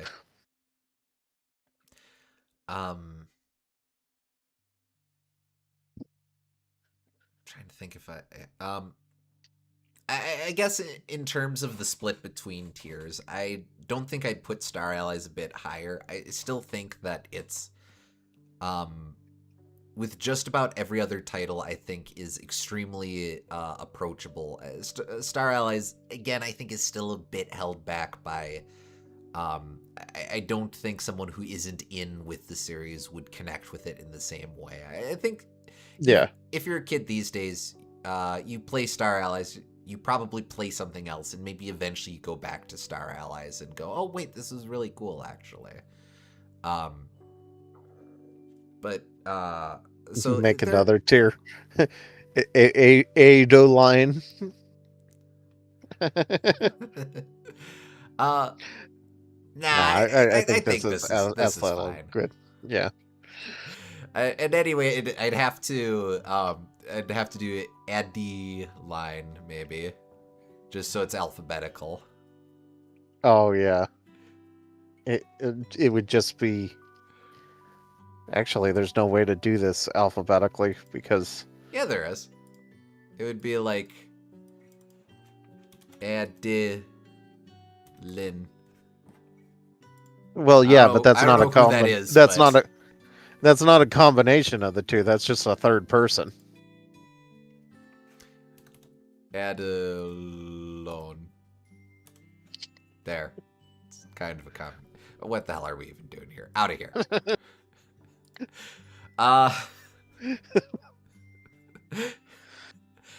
I think this is a fine placement for it. I'm ready to move on. Sure. Well, it's Smash Bros time. All right. I'll see you for the next hour. No, Super Smash Bros. Ultimate, the so far final Smash Bros. Game. I've gone on record saying this is probably my current favorite in the series. I probably place it over Melee myself in terms of the continuum of all video games and all games I've connected with. I don't think it belongs in the top tier of this particular list. It's... We kind of talked about it before, but Smash Ultimate is taking a huge gamble to go all in on two things. One, bringing everyone back. Remember, before the DLC cycle, the intent of Smash Ultimate was our main priority is everyone is here. Don't expect a lot of newcomers. We did eventually get a lot of newcomers, but the main intent was everyone is here. So the game went all in on that and on World of Light and Spirit mode, or Spirit battles.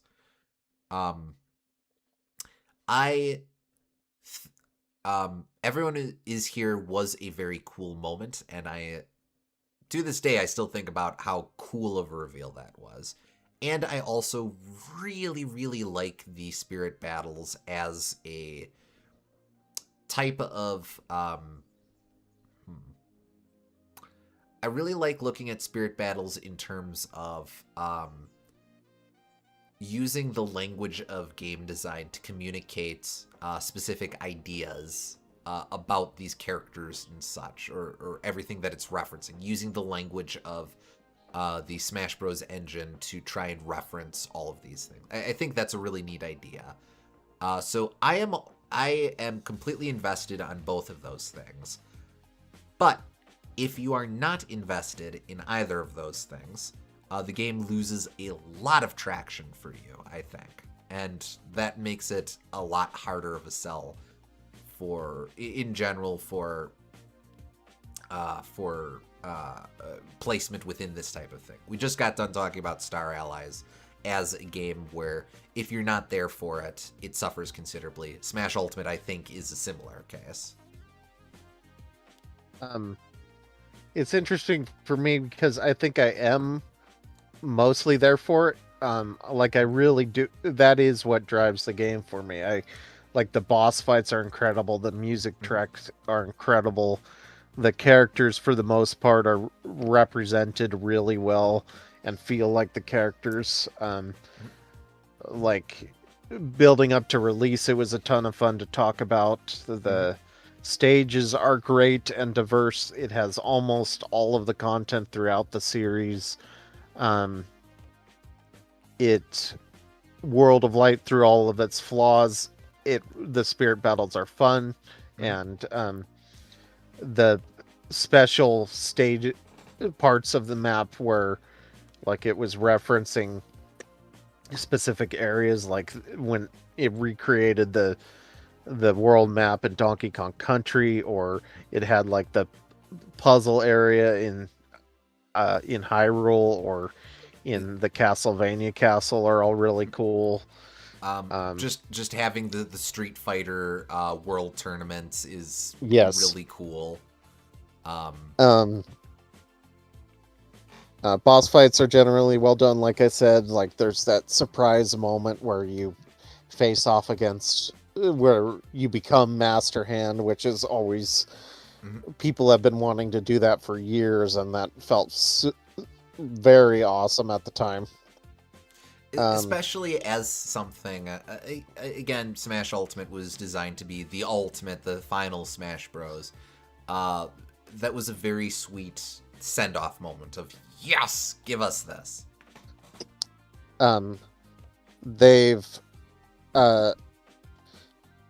They brought back K. Rool and Banjo, things that I thought were literally impossible, so that felt incredibly important to me personally. In addition to all the other wild character things that they did. I've told this story elsewhere, but that the Game Awards with the Joker reveal, I was in a call on chat with friends, and every because you get the Persona 5 characters before you know why they're here.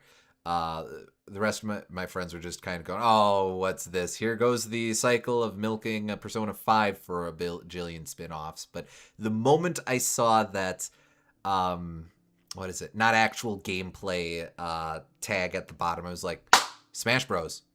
And I had literally Persona in Smash was my moonshot dream for like years and years, better part of a decade to that point. So it was very much a uh that that was an absolute moonshot moment. I was so stunned I couldn't talk. I could barely breathe at that moment. So uh Smash Ultimate had a lot of that type of thing for a lot of people. Uh, with some of the DLC reveals and such. So I mean, yeah, I feel that.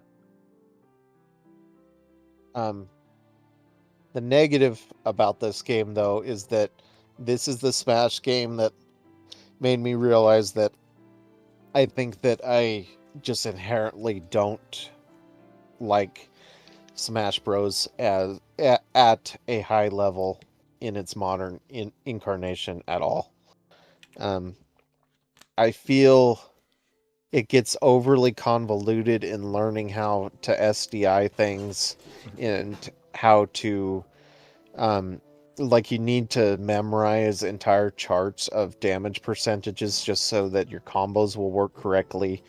You have to have Byzantine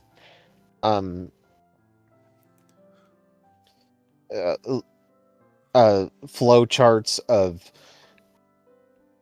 block this attack and then do an out of shield option and then move towards the character, but only so much so that you can follow through and then do a short hop falling aerial and then take your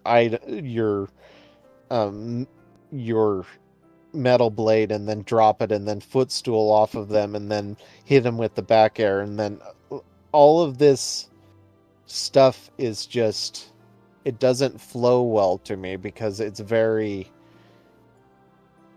Smash Bros. As a game. I just want to move around the character and bat people away with a baseball bat, basically. And it feels like the more the series goes on, the more the character I'm batting away with the baseball bat while I'm moving around, like they're attached to a rubber band, so they keep coming back at me after I bat them.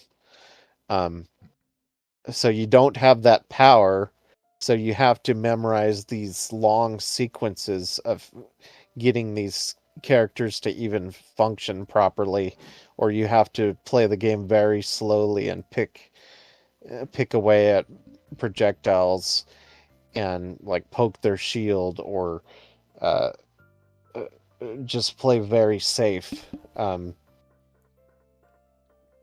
It makes it hard for me to want to get good, especially on the ladder or anything. And because of that, I end up playing the game a lot less than I want to. Melee just feels so much better to me because it has that immediate power. You hit someone and then they go away and then they chase you. You chase them again and then you hit them again and then you keep going, and stocks are over in like 30 seconds sometimes. Modern Smash is very slow. Now you are being accused of describing a fighting game, but perhaps I'm not though, because the difference with between Ultimate and other fighting games is that other fighting games are consistent. With other fighting games, you yes, they have these long strings of combos, but you memorize that combo and then you know that combo that will always work in that situation. For Smash Bros, it's, well, yes, you have this combo, but this combo will only work at this percentage or on this character or on this stage, or and you have to not play with items on. You have to make sure they're not shielding, and that one's unfair to complain about. But it if I may, it's that there's just so much to Smash Ultimate that it's too difficult to, or it's way more difficult to learn the game and to be able to balance all of the various game systems that have basically piled up since 1999. How all of those interplay with one another, it starts to become way too unmanageable for you, someone who has a fairly casual relationship with fighting games, but has that desire to be good at the game. It's a bit much for you to approach. Yes, exactly. And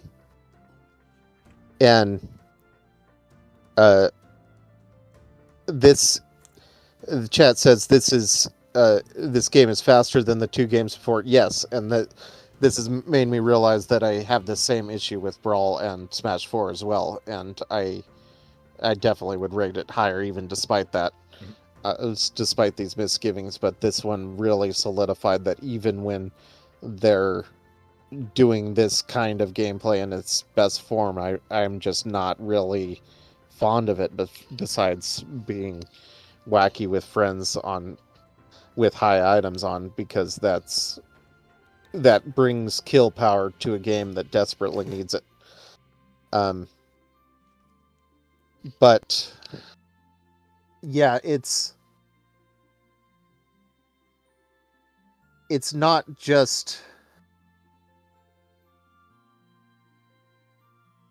having the larger roster does make it worse, because you have to learn all of those unique matchups for sure. But also it's just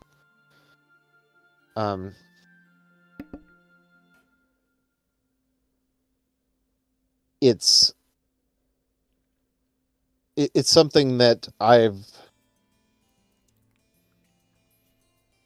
think in a lot of ways the fighting game can die if you don't want to get good at it, and I feel like in a lot of ways the game feels hostile at me for wanting to get good at it.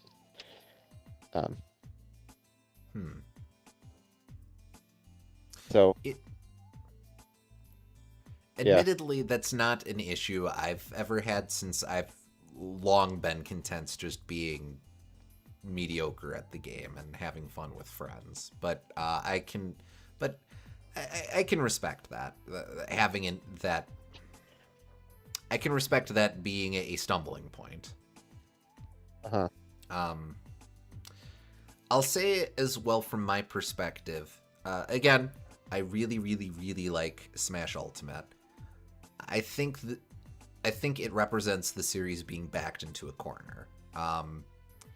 There is no good way to progress from Ultimate.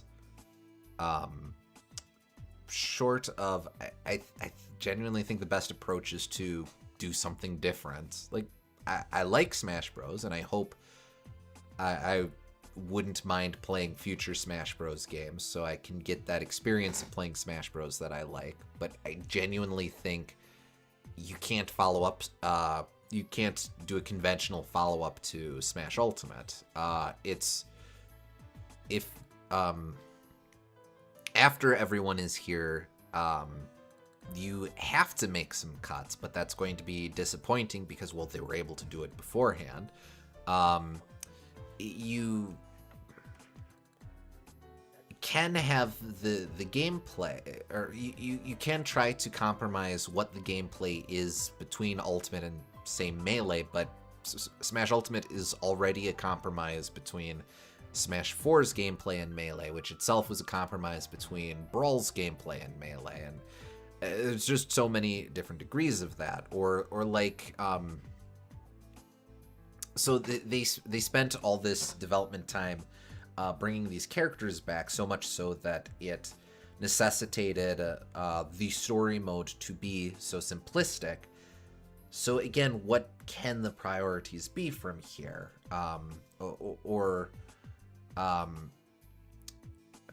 Because people are going to want a big story mode, but you can't really do a big story mode with this amount of characters. We're still running into the issues that we talked about in Brawl and in Smash 4 in terms of being able to design content around each of these characters. We're at the point where the most mechanical expression of each character's identity, besides the individual character's moveset, is classic mode, which has become a series of spirit battles.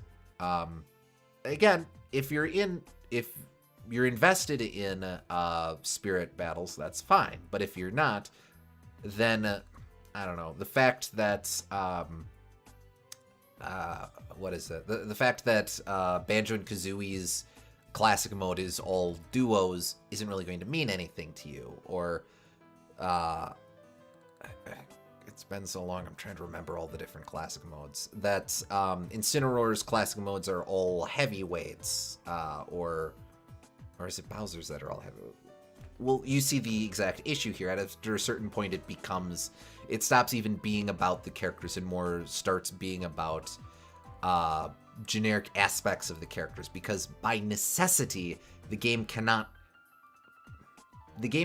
care about its characters more than the characters themselves. It can't care about the crossover aspect.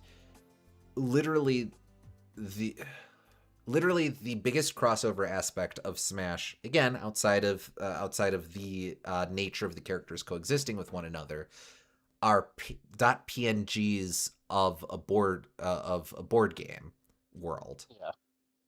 And I really like the PNGs, but that's all that they are, because that's all that the game can be. It's imagining of better game that exists somewhere, and the game that you're imagining is really, really cool, but it's a lot of kayfabe in reality. And again, I cannot emphasize enough, I fully buy into it. I fully willingly suspend my disbelief for it. But I don't think everyone... I know everyone... Not everyone is going to be able to do that, and I don't think everyone should have to do that. Smash Ultimate, I think, is my favorite in the series for reasons that are ultimately fairly personal to me. Stuff like being able to read the spirits as a celebration of gaming history is something very meaningful to me, but I don't think it's going to be meaningful to everyone, and I'm not...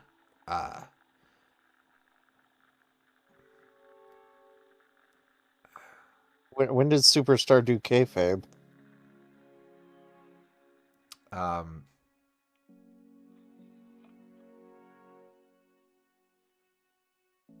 Yeah, that I'm blanking on. Just the fact that it's fake video games, but not actually real video games. Are we getting into Mario 3 as a stage play territory here? I guess, but in Superstar, it uses it as an excuse to do all of these little poems and short ideas that couldn't be expanded upon in a full game, but deserve to exist in their own right. Oh, you just mean during the arena because it's wrestling?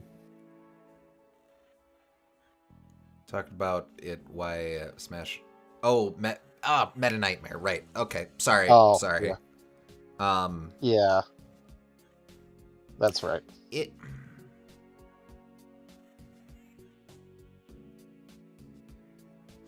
I mean, I feel like that's slightly different because my frustration with Meta Nightmare was that it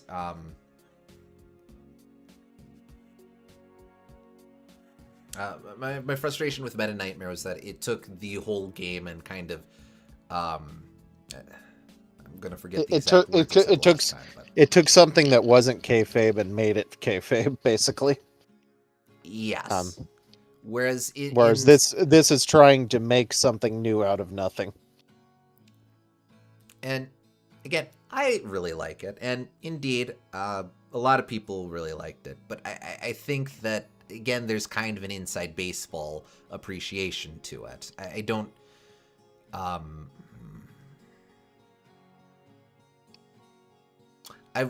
will say that I'm lingering on this because I think that it's. I will say that I'm lingering on something, fully recognizing that I'm over acknowledging an issue that I think is at play. It mostly what I'm trying to illustrate is I think this was really good once, but I don't think there should be an Ultimate 2. I really want the next game to have a lot of new offers, and the issue is that I don't see Ultimate offers lending themselves to an easy progression from it.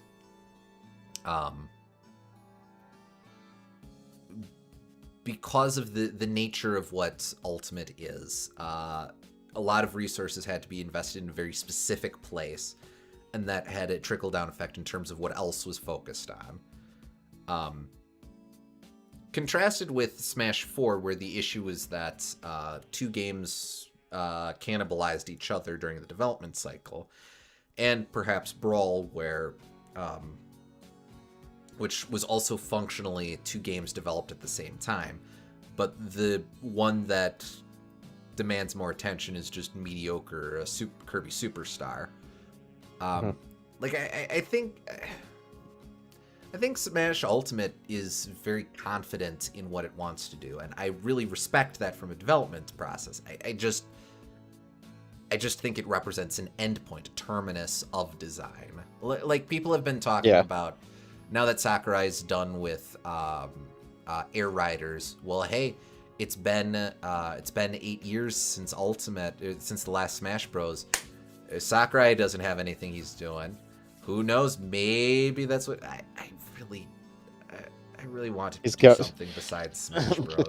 People just want him to go back into the mines, and like that's kind of disappointing. I like creativity, and to a certain degree, a little bit of that has kind of been lacking. It just feels like you're doing things that people want to see, which is fine. Like I want to see them too, but I want to. But more than that, I want to see things that I didn't know I wanted to see. Yes. I mean no disrespect for Sakurai. He's a director that I really respect, but I would much prefer him to be in a producer role for the next Smash Bros. Rather than a director. I think that Smash benefits from Sakurai being as well connected as he is to the industry, and thus being able to get a lot of conversations happening. Good lord, the DLC cycle, the third-party negotiations for this game must have been an absolute nightmare that only he was able to pull off because he's frickin' Sakurai and everyone knows him. But like, I think that Smash would really benefit from having another creative's vision for the game.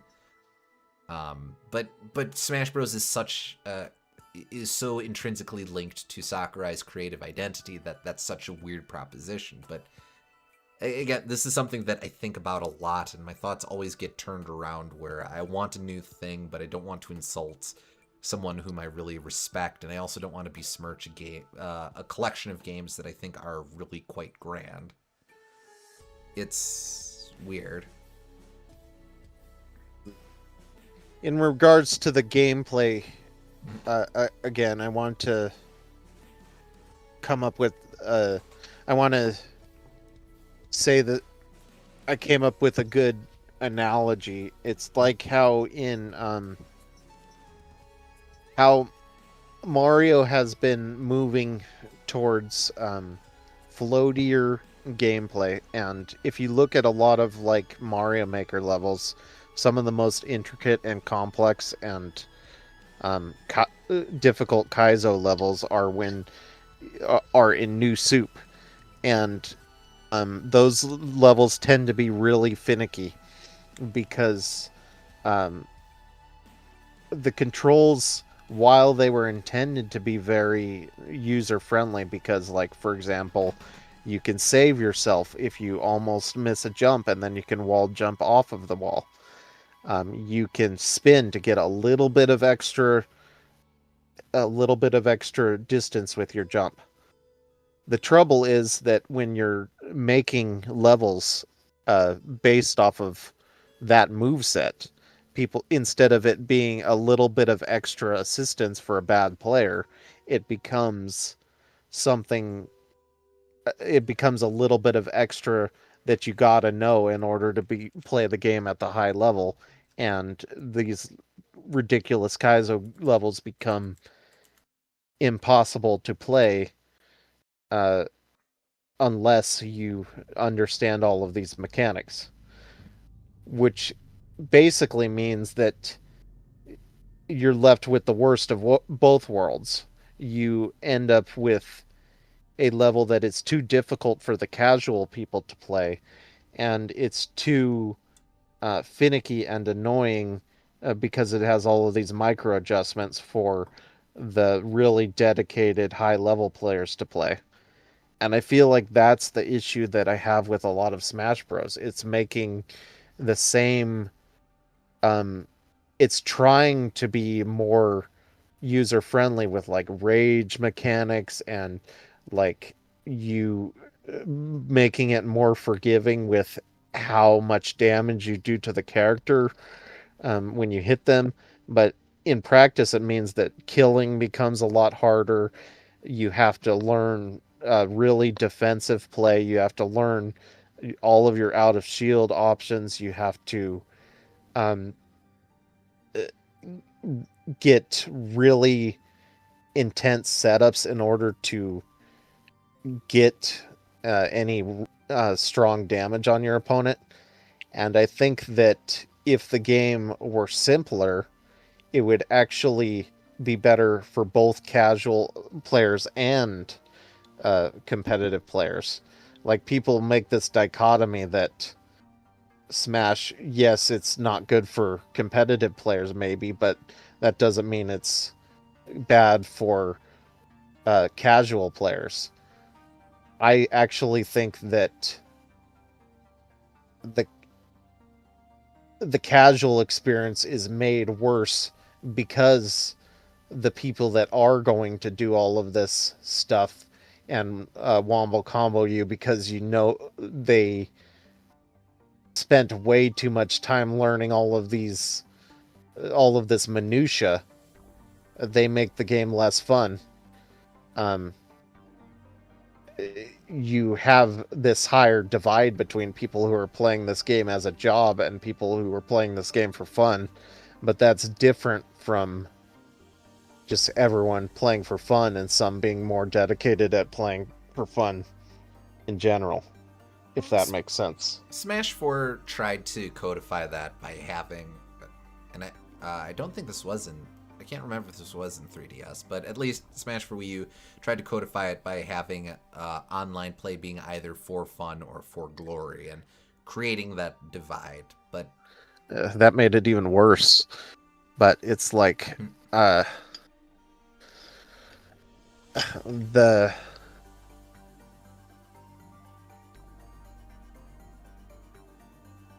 I I think a game should want you to get better at the game. It shouldn't make you want to um, just throw in the towel and say, I'm going to screw around and do nothing with this game. Like, I think exploring the depth of a game is naturally going to make you get better at the game. And if you don't want to explore the depth of a game, I don't see what there is to latch onto with the game for you. Um, it's not that I'm saying you have to necessarily want to get good at the game to have a valid opinion or anything. It's more that uh, I think the game, if it would, I don't think that it making these really obtuse mechanics that are intended to make it easier, but actually don't make it easier, are really doing a lot for the casual experience. Like, do casuals enjoy tripping in Brawl?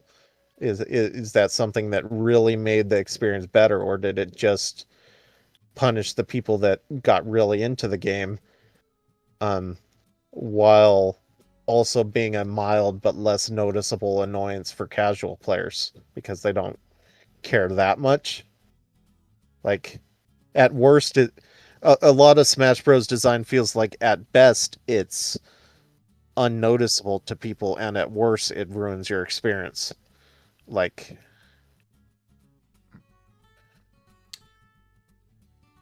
that's why it's hard for me to want to get invested in it. Not because it's lacking in depth. Um, it's almost because it has too much depth. I think that, uh, and it's really finicky depth. I would wish, both playing the game casually and competitively, that the game was more simple. It's I mean, again, I'm someone who willfully has a fairly casual relationship with Smash Bros. As a series. A lot of that comes from in the Melee days. Like you had discussions of high end play, like wave dashing. Oh, you have to be able to wave dash in order to be good at the game. I couldn't figure out wave dashing, so I was like, I'm good just having this casually.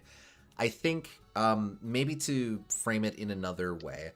So I throughout the entire DLC cycle, I was very excited for all the new reveals, and I played all the characters and stuff.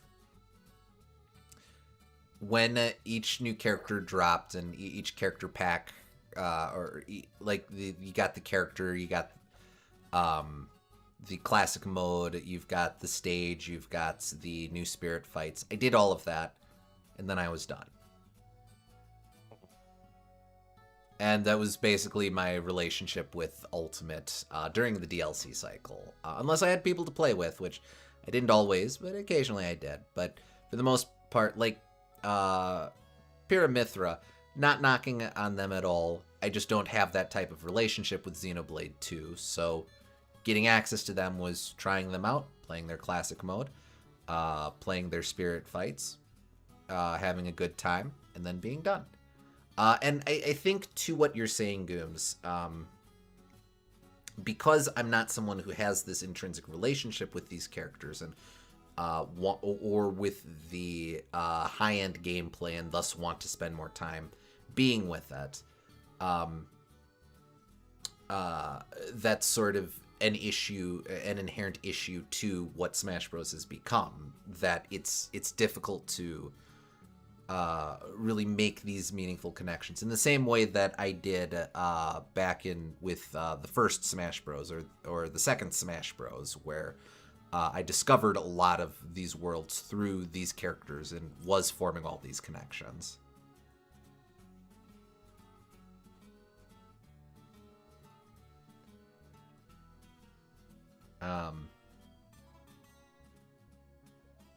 But let's see.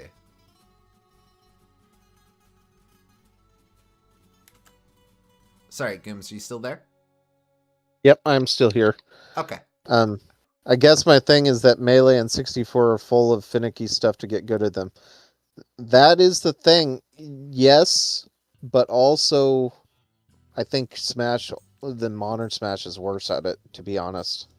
Like, they have glitches and wave dashing and that kind of thing, sure, but it feels like they've gotten worse with just the amount of core gameplay that you have to learn in order to play the game and learn the kill confirms and that kind of thing.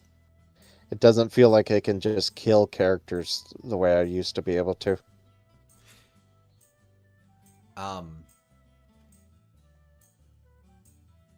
Yeah. Like there might be more depth to melee versus ultimate, I honestly don't know.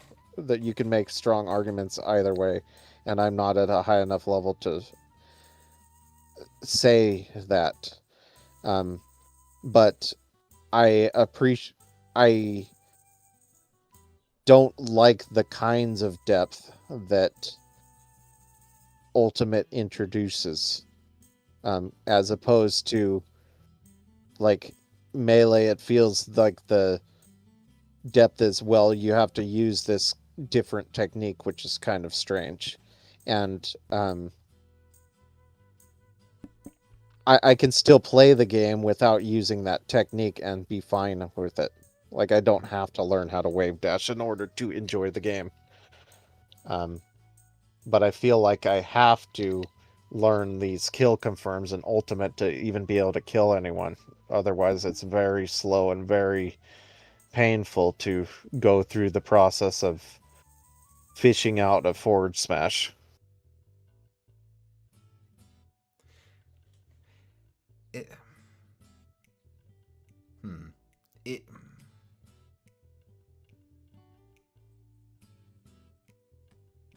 it sorry, it's tricky because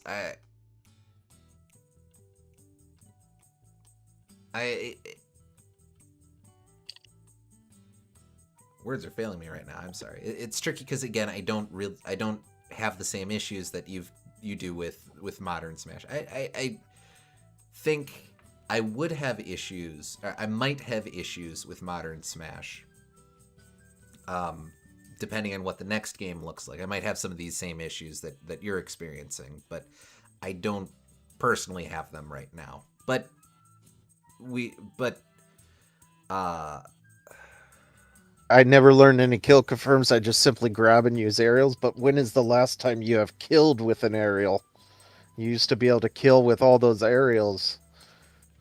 Part of it's just because I play Game and Watch, and the forward aerial has turned into the stupid bomb. And yes, I know that the bomb has all of these weird technical setups for it, but I used to just be able to hit them with the credit card and kill them. But I forgot that they turned it into bombs away. Yeah. yeah. All right, but I think we are getting a little granular here. Yeah.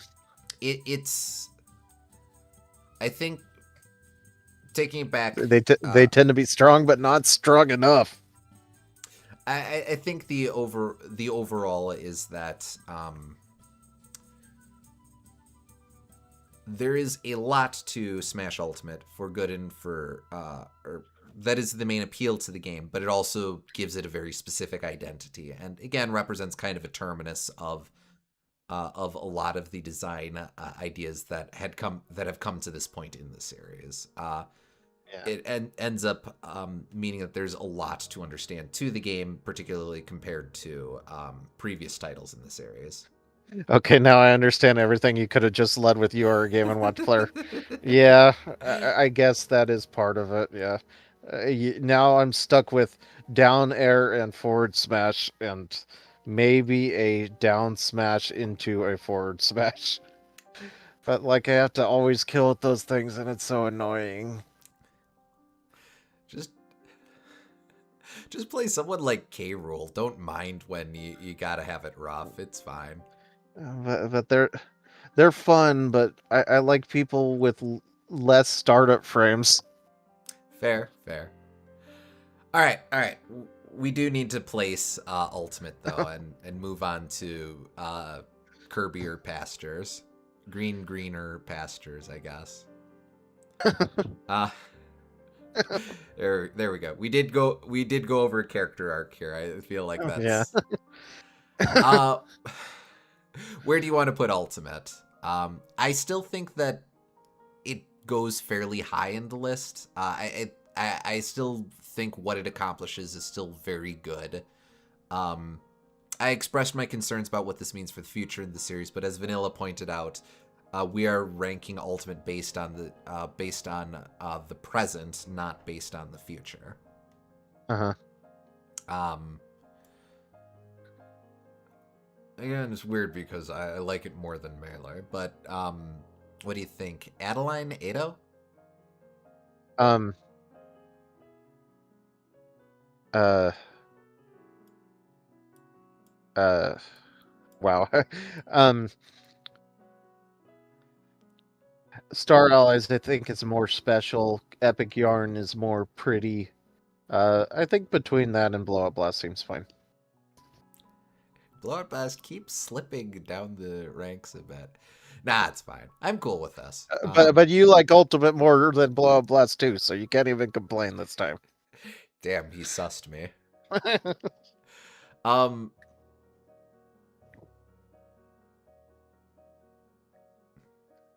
Again, not to belabor the point, a lot of the connections that exist within from Smash Ultimate and some of the DLC stuff. I know not everyone, the picks aren't.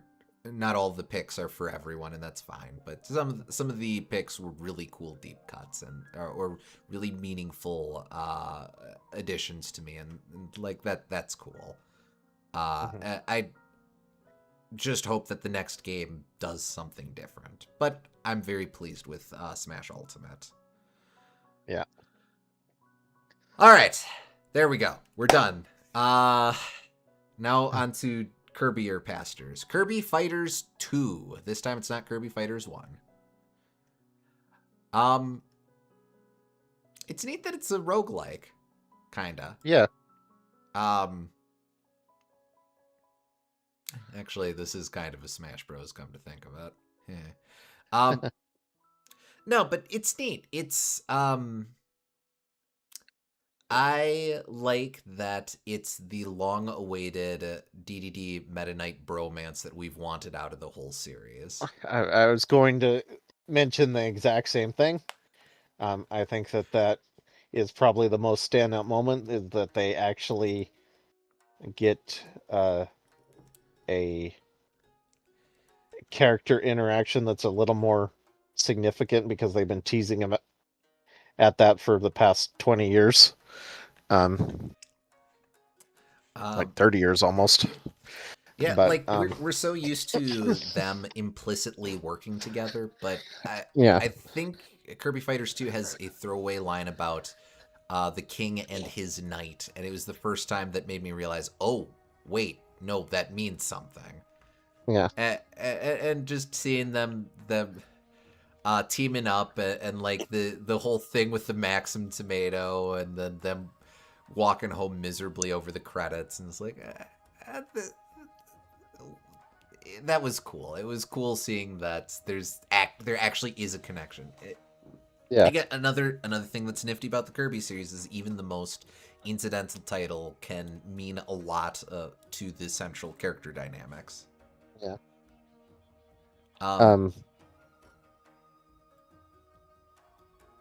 It's fine. It's a logical progression from what Fighters Deluxe was doing. I like that there's some new stuff. It's neat that there's other characters in there. It's fine.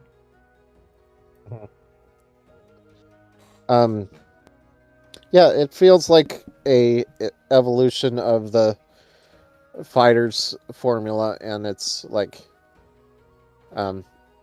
definitely more reason to exist than the first Fighters. I mean, the first Fighters Deluxe. The first Fighters was a sub game, and that has every reason to exist.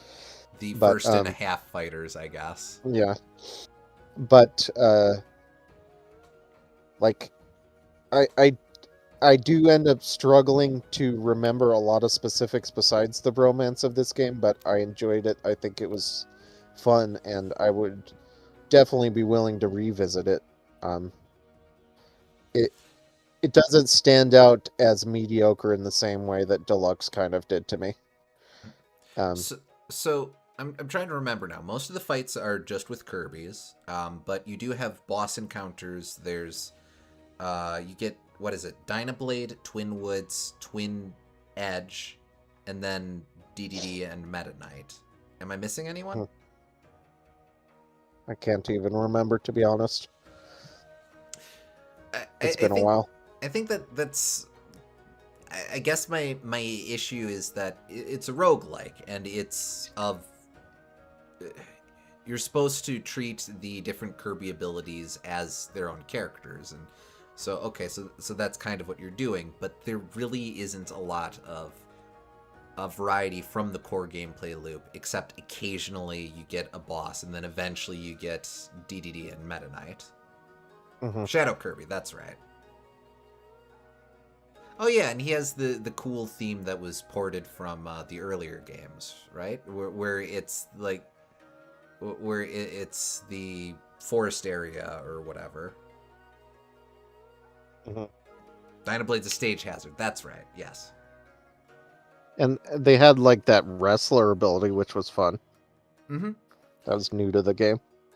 I sort of read that as trying to take Suplex and turn it into a something that would work in a fighting game. But it's Yeah. neat. It's fun, and I'm not gonna knock on Luchador Kirby. That's a cute idea. Yeah.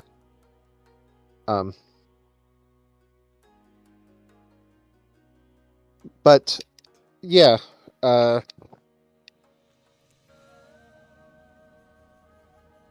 I just kind of struggled to remember a lot of specifics about it, but I think because of that, I do kind of end up having to rate it fairly low just because I remember so much more about it, but about other games that are higher. Mm-hmm. But I didn't dislike anything about it, I don't think, and I loved that one key moment of the two characters, and it's a pretty light game. It's meant to be just a $20 experience that you maybe play with friends and do the roguelike mode Mm-hmm. a couple of times. And it is what it is. Yeah. So yeah, that's what I feel about it. That's about where I'm at, yeah. What do you think? Maybe a low cool spook? Because of bromance? Yeah. Yeah, that seems pretty fair. Rockback, Fire Edge from Super Clash, which was a neat pull, and of course seeing Twin Woods again. Twin Woods I'm not going to knock. I think that's... Twin Edge is kind of a... Okay, well, I guess we're fighting... Oh, there's two of them. But with Twin Woods, it's actually a callback, and it's neat because it's playing on the... because you've got a partner. It's playing with that. So like that I think is cool, yeah. Now that I think about it, it is sort of like Dream Course in that I imagine there's more that I could get out of this game if I put in the time. I just haven't had enough time to devote to it yet. Yeah, and we touched on it in stream, and I liked what I saw, but I think on that note, I'll put it above Dream Course, but still pretty low amongst the cool spooks. Mm-hmm. Okay. All right. What do we have next? Forgotten Land? Top of the list. Moving on. Oh, yeah. No. No, this one's valid, honestly. So nostalgic callback doesn't count when the game is less than a year old. Yeah. I love Forgotten Land. I don't think everyone's going to place it up here. I know people who much prefer 2D Kirby or much prefer 2D gameplay systems, kind of look at Forgotten Land as, they got Kirby too, which is not a take I agree with, but I can respect that being someone's takeaway. I've said it a couple times now, but Forgotten Land is far and away my favorite game in the series, of either of these series.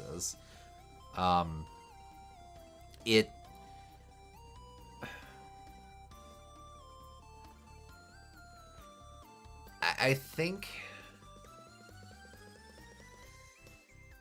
it's a game that feels extremely special to me for a lot of reasons. On a personal level, it's the game that kind of helped allay some of my anxieties surrounding the end of the human race and human civilization and stuff. And that's way too abstract for the scope of this ranking, so I won't really get into that. But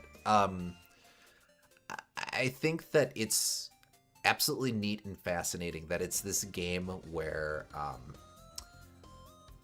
it's focused on the ruins of human waste and such, but it's about the novelty of it. It's the Forgotten Land is an extremely familiar looking land to us. It isn't necessarily our world, but it's coded to be like our world. And I think it's really neat that the game takes the opportunity of doing this abandoned post-apocalyptic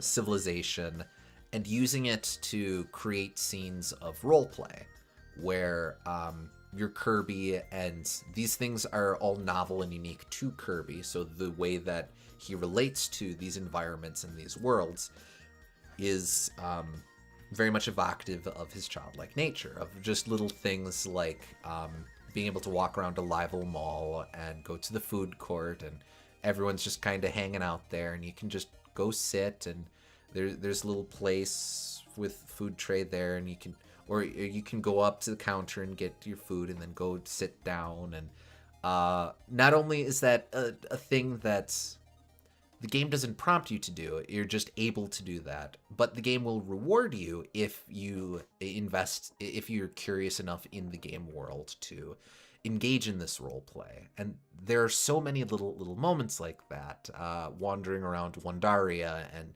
reuniting the mother duck with her ducklings. What else? A lot of the some of the race car stuff where you're able to just play with a toy race car.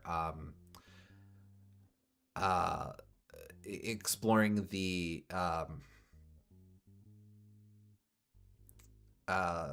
winter town, and you've got all the different areas that you're working through with that.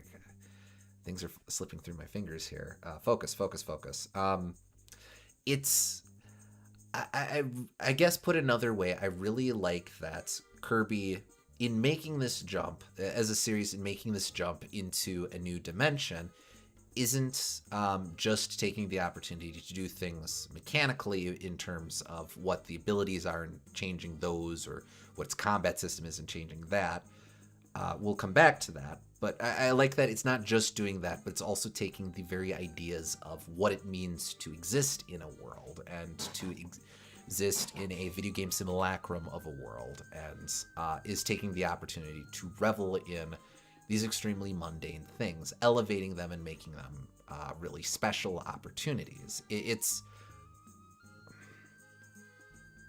when Super Mario made the jump into 3D, I wasn't paying attention to video games at that time, but I've read takes of people who were there for it, and I saw, I once read something about how this guy was, this anecdote of this guy who's playing Mario 64, and he was so thrown and immersed by what 3D gaming was that when his buddy walked up behind him and said, hey man, how's it going?" He turned Mario around expecting to find his friend behind Mario.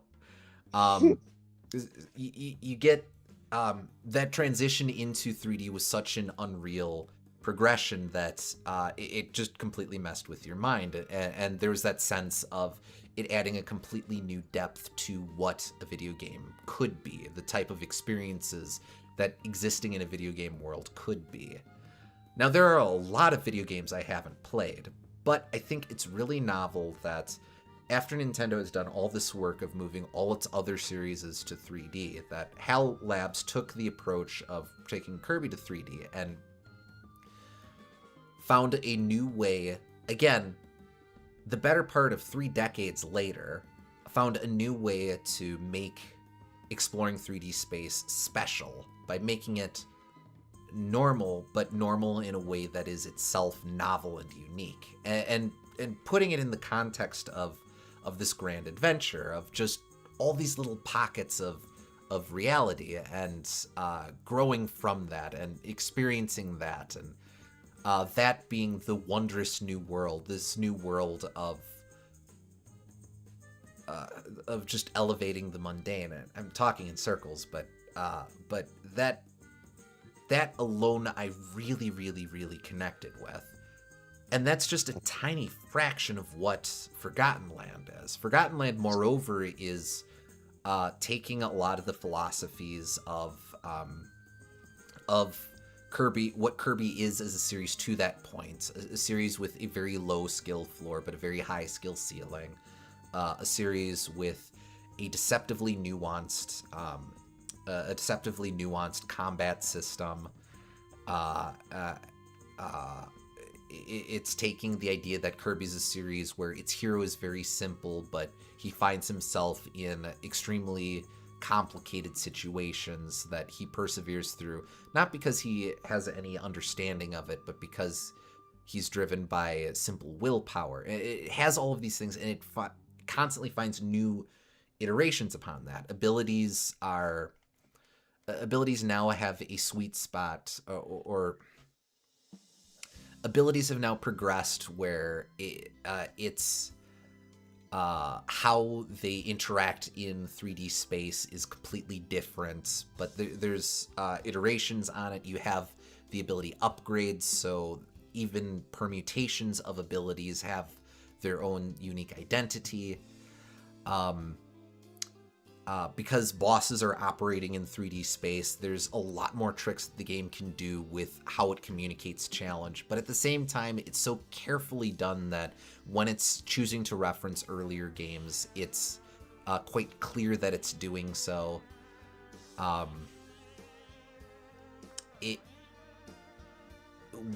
One of the most meaningful, I think it's one of the most meaningful cycles of what its core, what the base game story is, progressing into the post-game campaign and that iteration and the types of storytelling it's doing. Even the how the pause screen lore has progressed into a diegetic gachapon system where these figurines have lore attached to them that, again, Kirby probably doesn't understand because he can't read, but we the reader understand, and it's able to talk about a lot more precise things than what we were getting previously. And I really like what the game does with Bandana Waddle Dee, and I really like what the game does with the incidental Waddle Dees, and I really, really, really like this take on King Dedede. And even Meta Knight he's deliberately reserved character, but he's very sweet. And I like the extremely random characters that it elevates. Like, why is Gigant Edge so important here? He's not even an animal. He's just a dude, but he's now among the animals. That's so much fun. I like that it brought back Tornado, a fairly obscure ability, because it recognized that would have very significant application in 3D space. Likewise for Needle, an ability that to that point was extremely limited, but now has a specific identity. I like that more than any previous game in the series, using a specific ability completely changes how you're meant to think about combat. And part of that I better saw in Star-Crossed World. We'll get to my thoughts on that when we get to it, but that exists as well in base Forgotten Land. And I don't know, I so much of this game I just constantly in my day-to-day life I find myself thinking about and marveling at, and Forgotten Land was a very, very special game for me, and it's the start of what Kirby can be. Again, we're not rating based on the future, we're rating based on the present. At the same time, Forgotten Land worked so well that I think there's a very clear way, or there's so much potential in what the series does next that this feels like a basic promise, a bare whisper of it. I forget if it was Pierre or Duke who said in a Design Dorks episode that Forgotten Land is probably the Return to Dreamland of 3D Kirby. And my god, if Kirby as a series progresses in 3D space the same way it progressed in 2D space, what does that even mean? What will that even look like? There's just so much potential that makes me so excited for the future. It's And above everything else, so much of modern Kirby is reverential to its heritage. We mentioned before with like Triple Deluxe, Amazing Mirror becomes inexplicably extremely important, and that's part of what makes Triple Deluxe so novel. Planet Robobot, Dreamland 2, and Superstar, particularly Revenge of Meta Knight and stuff like that, is extremely relevant, and that's part of what makes Planet Robobot so special. Forgotten Land is not making any significant callbacks. It has some deep cuts. Like I mentioned, Giga Dedge is there. Some of the character storylines hit a bit better if you know if you're familiar with these characters. But Forgotten Land is completely standalone. Its emotional core all pretty much works if you just approach this game on its own. Even Morpho Knight. Morpho Knight shows up. You don't really need to know who that is because the game does all the setup you need to appreciate that fight. And for a series that has made a name for itself based on its callback and self-reverence, that it's confident enough in itself to now not do that, again, says so much to me. Basically, every possible way I can look at this game, I love it to bits. Like, there's that, there's so many little moments that I love in this game. There's the silly Dillo fight, of course. There's the fight against, like that legitimately terrifying fight against the wall of Fecto like, Forgo. Fecto Forgo. There's the there's just them making you play Pigs in Clover for a while, which is super cute. There's just building up the Waddle Dee Town, which is adorable, and adds a lot of like it grounds the experience, I think, a lot because it adds a little bit of hope to this world that, like, Kirby, he has that anyway because he's taking these environments that are so in disrepair and finding the fun in them. But I think having a home base really sells that they're like not just enjoying what is there, but trying to build something meaningful on top of that. It's the abilities, while they're less than them, they all feel like incredibly well designed, and like each one of them has a purpose. None of them overlap with the other ones.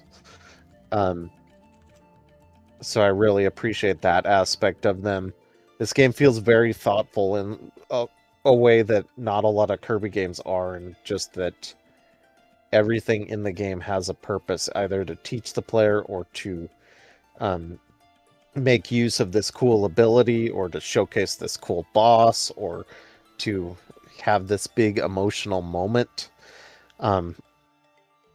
It makes you feel very many different emotions, from like nostalgic to terrified to like creeped out by the and here we are out of nowhere, and like or just whimsical at the theme park, or just like calm at enjoying some time at your home base. And like the game feels very varied. The little challenges that you do add good variety, and you can just do a couple of challenges in between doing stages, which breaks it up a lot. I think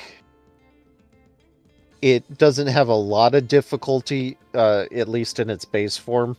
We'll talk about the DLC later, but I think it has enough to be worthwhile. Probably more so than like Star Allies did.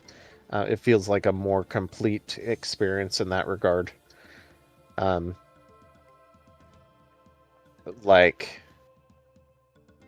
I like the little aspect of collecting and the gachapon things as it goes on. Yeah, I'm with you. There's like a couple things I could nitpick on. I'd want a couple more mini bosses, I guess. But Yeah, just 4 is a little the sheer economy of what the game does with what it's got is fine, but it would be kind of fun to have more than 4 dudes. yeah, maybe a couple more mini bosses, maybe a couple more abilities, but for the most part, like the theming is on point, the variety is on point, the trying to make a statement is on point, the testing the player and teaching the mechanics is on point. It has like it's hitting all the boxes for a great damn video game that I look for in a video game. The soundtrack is excellent. Like I don't know what more I could ask for, honestly.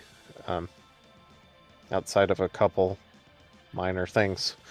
So yeah, I think this is a completely fair spot for it, and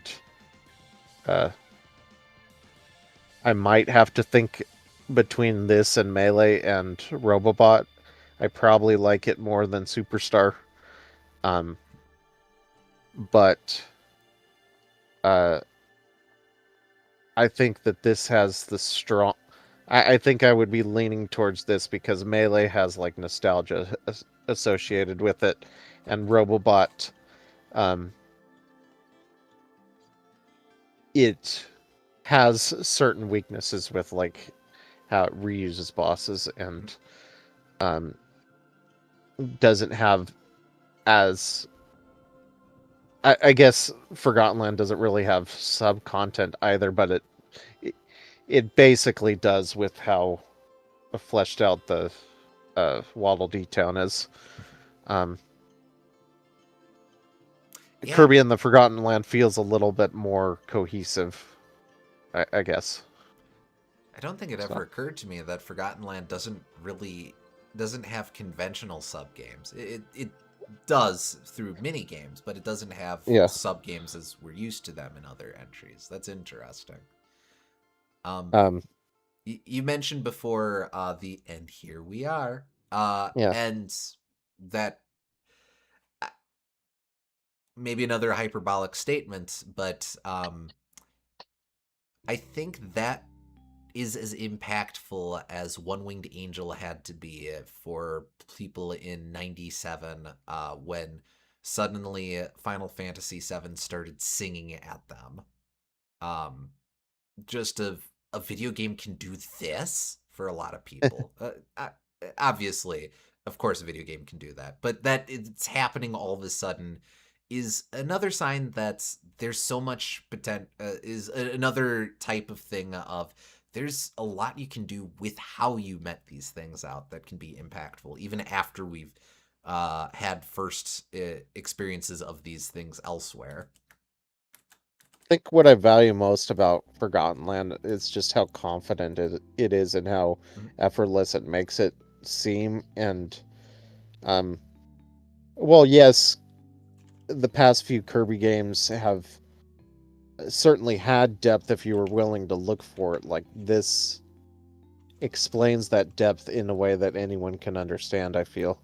And, just has the enjoy of exploring a ruined and forgotten world. I think this does maybe the best job at communicating these deep ideas to general audiences out of any Kirby game. I'd agree with that. Like, again, perfectly fair to prefer what Robobot has to say, but I think Forgotten Land more cleanly communicates everything it's going for. In some extent by design. Robobot is specifically... Again, Kirby is a character who is too simple to understand the problems existing around him, and that's part of the appeal to the series, is that it's okay to... You don't have to understand everything, you just have to believe and do the right thing. So to an extent that remains the appeal of something like Robobot, which has these heavy things to say. At the same time, I really respect that Forgotten Land, even if it is a simpler story, still has things that are fairly complex and fairly easy for you, the someone coming into this, can understand and can wrap your head around and can be impressed by the again, the friggin' body horror though, and running over the main villain with a truck. Like I don't know, man. Like that's not nothing. All I'm saying. Um, Robobot probably has like better level to level level design, and like it has the sub bosses and whatnot. I like the Robobot armor in particular is probably one of my favorite elements in any Kirby game. Like there's the shmup segment and all of that, and both games have a ton to love about them and a ton of like deeper themes going on with them. So I on another day I might put Robobot higher, but I think I would agree with you for the most part that most days this would top my list. I can respect that. But yeah. It has been 4.25 years since Forgotten Land. I hope the next game really knocks my socks off. I'd imagine the team's been busy with some of the re-releases and ports and stuff. So maybe they're only just really getting into the development cycle for the next one. I doubt we'll get any big announcements at not E3 coming up, but we'll see. We'll see. Hopefully soon. But I hope that they take that engine and make another game out of it because it deserves it. Likewise. Absolutely. I could go on and on, but I think we've made our case. Yep. And we will go on and on a little bit more with the DLC coming up. So that we will, but that's a couple games away. Next up, we've got Kirby's Dream Buffet. Yeah. The first game we experienced after finishing this series playthrough, so to speak. Yeah. Yeah, this was a cute game. Yeah. I want to go back to it and play it more, but because like a lot of Kirby games, I've not played them as much as I would have wanted. And I don't know what that is. I guess just like the format, it's like it's hard for me to want to invest time into largely competitive games sometimes. And like I enjoy it. It's I think the slime ability was cool. That was a cool, unique thing that they added to this that wouldn't like I'd like to see in the future.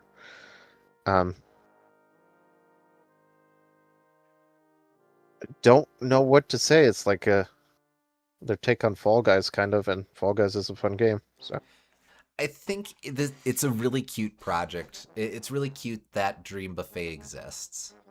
That's basically my big thought on it. Like on some level, this is jelly, yeah. Right, because food. Yeah. Dream Buffet feels like the latest. This is probably the latest spin-off. Now, we had Air Riders, but Air Riders was produced to be fairly monumental and had a lot of focus on blah blah blah blah blah. Dream Buffet feels. I would count Air Ride as a spin-off. Weirdly, Air Riders elevates it into this own sub-series, like Smash Bros. Lite, kind of. So we're actually looking at 3 different series in this tier list.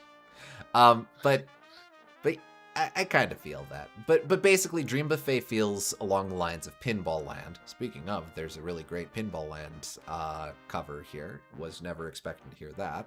Along the lines of Pinball Land, Dream Course, and I guess later on stuff like Battle Royale. But it's really neat that we are still able to get these types of games in this era. Like, conventional wisdom suggests that Kirby is too small of a series to have a bunch of throwaway titles like that.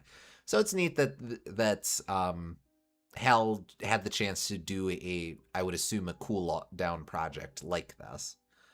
And yeah, it's cute. I don't you, the viewers at home, have literally seen or have the ability to literally see my entire playtime with the game. And it's fine. It doesn't have to be more than that. It's just a cute little title, and I liked it, and I think that's fine. Yeah, I kind of want to revisit it some more and play some more at some point. I just haven't got around to it like so many other games. Yeah, But I want to finish unlocking hats. Yeah. I don't think I had too much to go, so at some point I'm sure I'll round that out.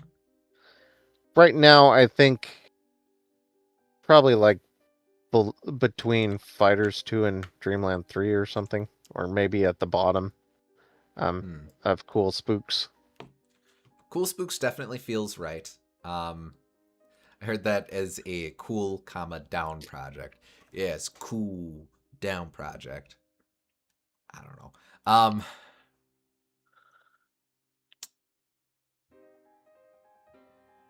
It does kind of feel like Kirby Fighters 2 in that it's another game I want to spend more time with, but I'm not sure which one of them I would prefer.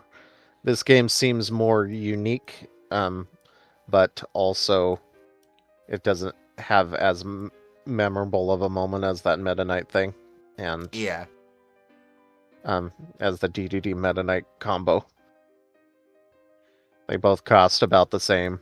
They're both primarily multiplayer focused. I don't know, which do you feel? I think I like Dream Buffet more as a game, but Kirby Fighters 2 probably gives me more as an experience. So I don't fully know how to resolve that, but I guess I'd give the nod to Fighters 2. That's fair. But I would agree that these are very comparable titles. Yeah. Dream Buffet, Dream Course. Well, we have to have it like that for that reason alone. Yeah.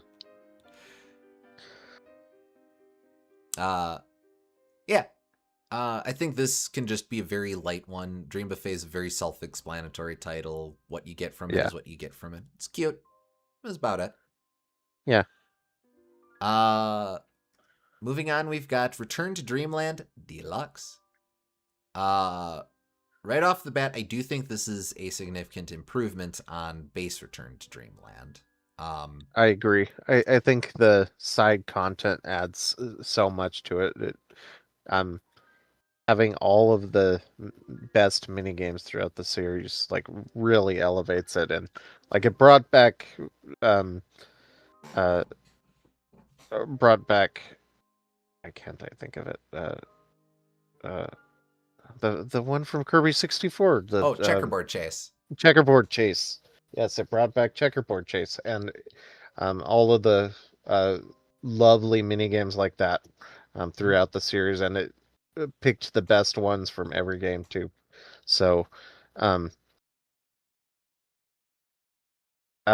top of that, it has the really cool Magalore mode. I enjoyed that a lot. With its own unique boss fight, which was very cool, and unique sub bosses too. Or at least semi-unique. They were like alterations of them, but still cool. They're different enough. They have, I'd say, like Electric-y Duder is very distinct from Duder EX. Yeah. Also, I like that he's Electric-y Duder.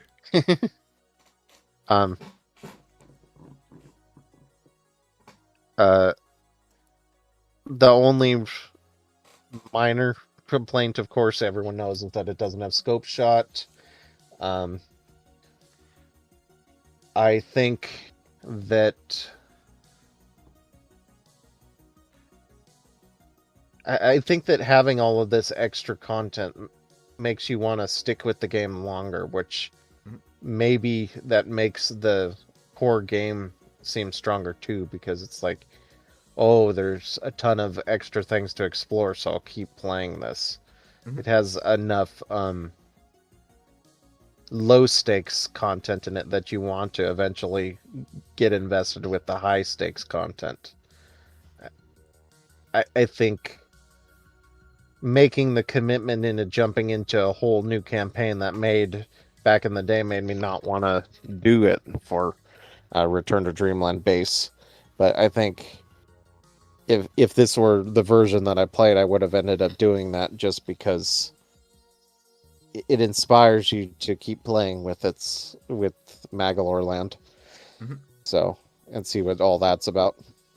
It's But it's it's kind of a Chow Garden effect, since you yeah, mention it. A really compelling side mode that makes for a great complement to the core gameplay loop. yeah, I really had fun doing it the way we did it on stream, where we balanced progression in the main game with let's take some time in Megaland. Um, oh, so when yeah. Gooter is electric, that's cool. Not when Gigant Edge is fire, that's bad. If Fiery Gigant Edge was called like Burnalern Edge or Crackle Spackle Edge or something like that, I would be way more down for it. Frizzle Frazzle. Frizzle Frazzle, there you go. Yeah, Um, like the Dragon Quest. um, Frizzle Frazzle. Frizzle Frazzle Edge. Well, it also sounds like a Looney Tunes grumble. Frizzle Frazzle Edge. Um, I think True that's Arena is bloated, though. I will say that. Yeah, it kind of went on too long because of all the extra stuff. But I don't know though. I genuinely one of my favorite True Arenas because again, it was the first time since Superstar it felt like multiple games were coming together. In this case, mhm, literally multiple games were coming together because two different development cycles worth of content was present. But you know, yeah, um, I think Return to Dreamland doesn't fully address the issues I had with the overall design of Return to Dreamland Deluxe doesn't address the base game's overall design issues. For example, last time we talked about the super abilities are fun spectacle pieces, but they kind of leave the actual gameplay sequences kind of nothing. And that's still yeah. present here, but uh, at the same time, I wouldn't want Deluxe to change that because then it would be a fundamentally different game, and that's not what this should be as a remake. Um, I like as well that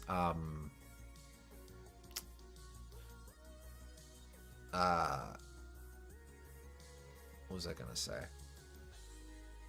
Oh, extra mode, extra mode. It doesn't. I think as well that you still have sort of that awkward situation of extra mode or of Return to Dreamland's extra mode doesn't really hit the same way as Dreamland's extra mode or like DDD Tour or the other bonus modes of modern Kirby. But at the same time, um at the same time it's fine. And I do like the Magalore epilogue. I do think that that's still really solid, or that is a really neat. That's the type of bonus mode I would have wanted extra mode to be. So putting it I, in the same game is kind of interesting, and I you like that end it up explores a new system with how you gain new abilities as it goes on. Um, yes. that that that is exactly what I want out of an extra mode. hmm I think that it's neat that the game, again, the game has to be the base game, or it has to be recreating the base game. So I'm not going to begrudge that too much. But I like that it didn't slouch on doing the modern Kirby thing of adding a little bit extra, and you have a Magalore mode that has a radically different gameplay style with skill progression and such. Like that's super super neat, and I think Return to Dreamland Deluxe was the first time I finally really jived with Magalore as a character. Like I've always liked him, but yeah, I agree. He was never really. He didn't have enough of a chance to be like a.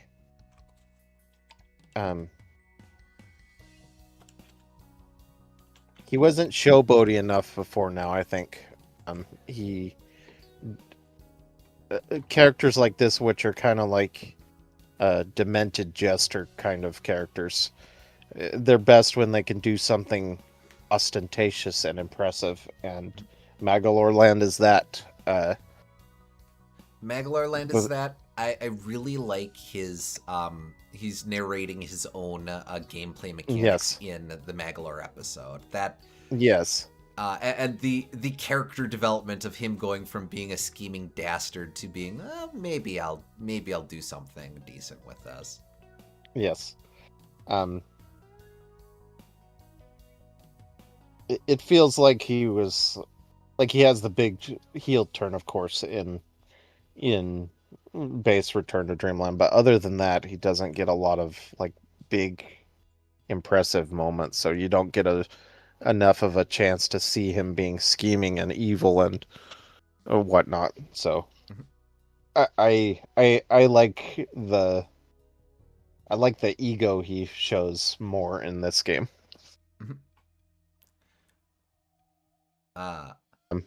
Yes. And I keep forgetting its name, the mistletoe tree. Legitimately cool bonus boss. Like, essentially the first big statement of 2D Kirby after 3D Kirby has completely now exists. I like that the takeaway going back into 2D Kirby was let's crib from our 3D bosses. I feel like there's a lot of Void Termina and a bit of Forgotten Land factored into what the mistletoe tree does, as well as the additions to or the changes to Magalore Soul. I'd agree with that. That's getting new stuff there, and again that they added new abilities, but they're actually trying to do something new with the new abilities. That's neat as well. I feel like this is the first Kirby game to really have a character have a full arc in one game. I could nitpick that by pointing to stuff like the friggin' birds from Mass Attack, but I think another way to put that is, or to rephrase that thought a bit, this is probably the first Kirby game where the main character goes through a significant arc on screen, and I would absolutely agree with that. And it's neat to see that this type of storytelling is possible from Kirby. Again, we've had unless you consider DDD to being the main character of Triple Deluxe, which he kind of is, but he doesn't really go through an arc in Triple Deluxe. He's is possessed for a bit, and then in his own mode, he just kind of kicks so much ass that he destroyed an entire dark dimension, ending a terrible curse. Which isn't a character arc, but it's great. I guess it's a. Yeah, I guess it's not in a single game. It's over multiple games, but yes.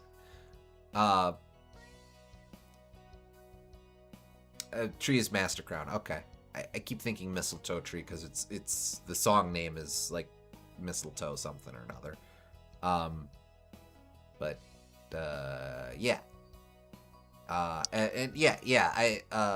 like Kirby has had characters go on character arcs, but a lot of that's been in the peripheral storytelling. So it's neat to see that Kirby is willing to do front and center storytelling. Again, simple as it is, still very neat to see. Yeah. Um, I think this is the right tier for it, because I would definitely put it below Star Allies. I'm not sure how much lower beyond that, though.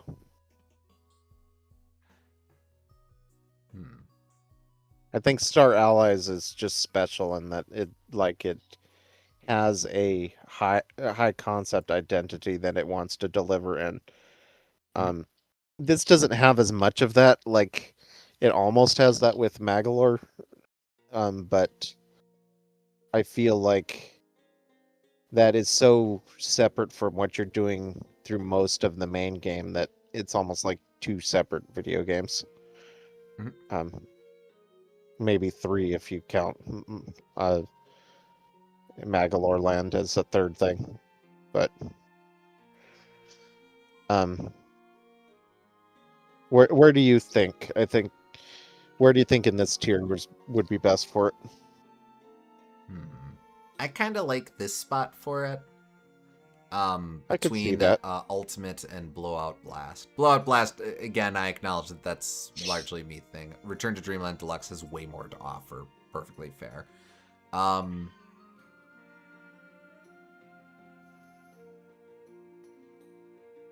trying to think of a justification for this under Ultimate and Epic Yarn.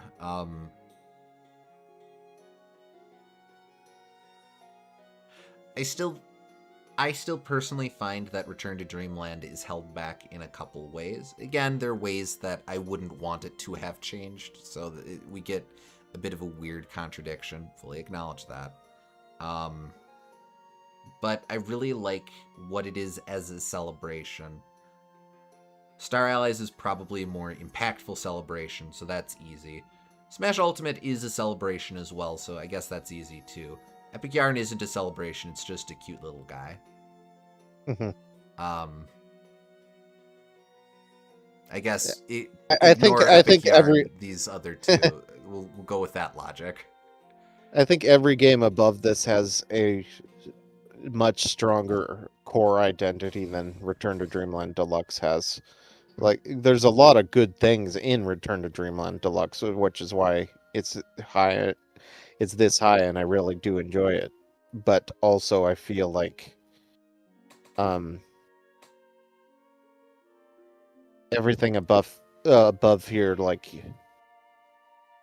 has one core, hard to describe emotion that pins down the experience to me, and I don't really get that in Return to Dreamland Deluxe. I think that's fair. I hate to do it, but I think below Ultimate, I think we could make a new tier. Okay, well, let's see. Oh, colors. Okay, hold on. That's actually correct. Iterate each of these by one. Doo-be-doo-be-doo-be-doo. Gonna have to think of a name. I don't know the names, but that's okay. Doo-be-doo-be-doo. Yep. You. And that's fine.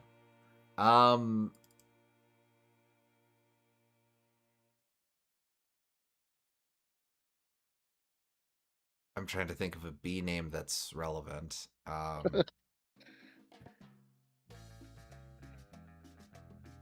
Because my heart says Duders, but that's that doesn't work. And we especially can't go with Booters, because what does that even mean?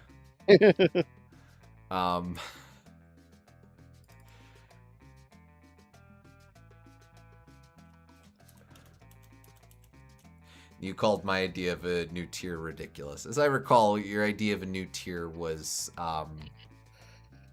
for a single game, and I don't know. But like these three games I really enjoy, or I expect to enjoy in the case of Blowout Blast because of what you've talked about it. But I feel like they don't have like the unifying theme in the way that every single other game above it does.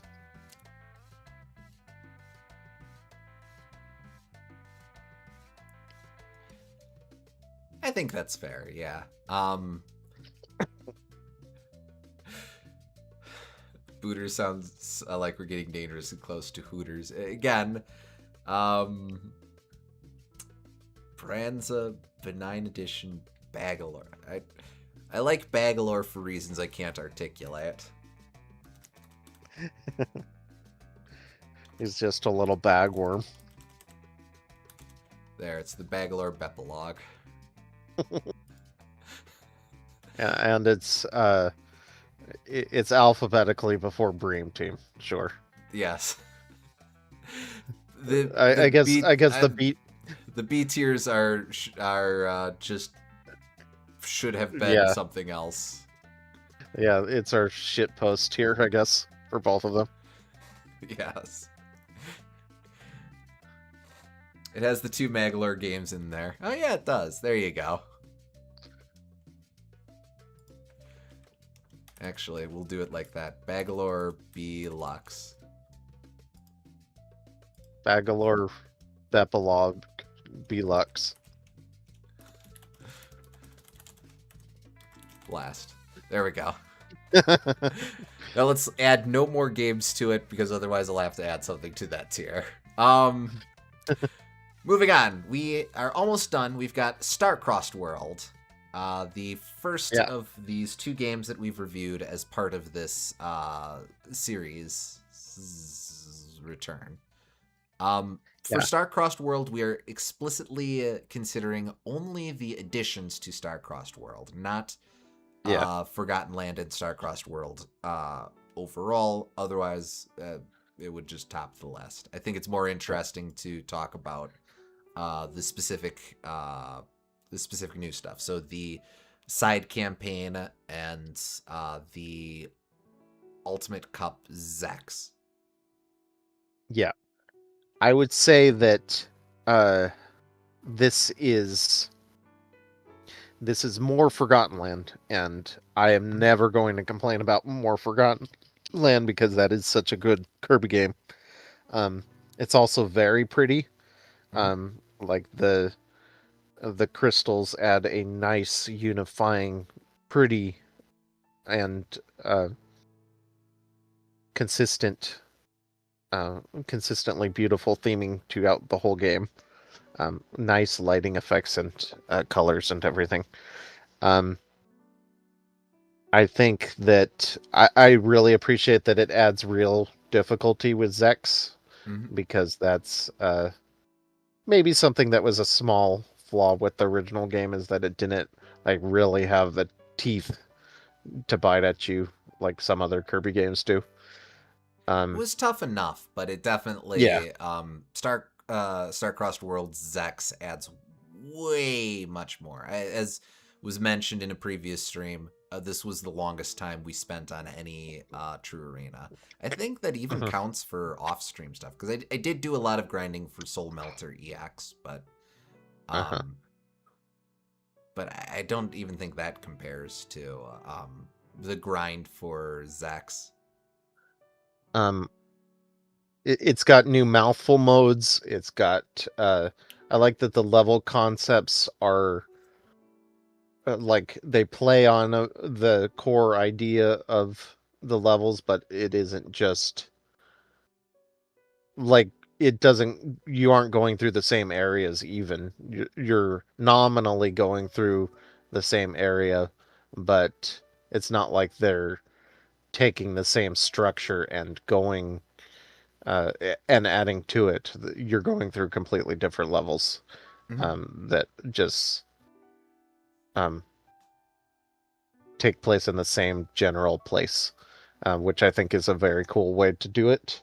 Would have been so easy to just have it be a pure remix, but it's like you're exploring the rooftops or the staff side or whatever, and it's like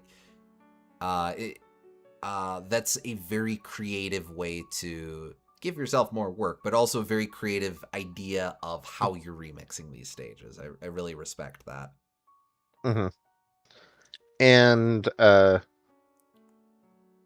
yeah, um, the two biggest complaints about it is that like it is just more of the game. It doesn't. I don't feel like it has the same wow factor in nearly the same regard that the base game does. Mm-hmm. Um, like it's pretty and enjoyable and more of the game. It doesn't ruin anything that the game does. It expands on it and gives you what you want, but it also doesn't um it doesn't stand on its own uh terms as strongly, I feel. And the other disadvantage that might be an issue is the thing I talked about, is that it might um bring down the pacing of the main game if you tried to play it simultaneously with the main game. I wouldn't know, since that's not how we played the game. We did the base game and then did all of that. But it feels like the core game is paced so well that this doing it like that might put it into a awkward position, and I'm not sure how I feel about that.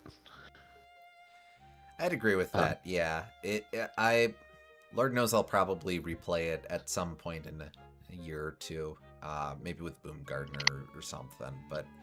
Uh, but and I guess at that point I'll be able to assess what that feels like, yeah, actually experiencing that over the course of the campaign.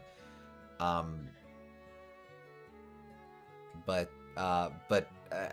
I'd agree that I would be inclined to think it would feel like a slowdown in what is otherwise an extremely well-paced campaign.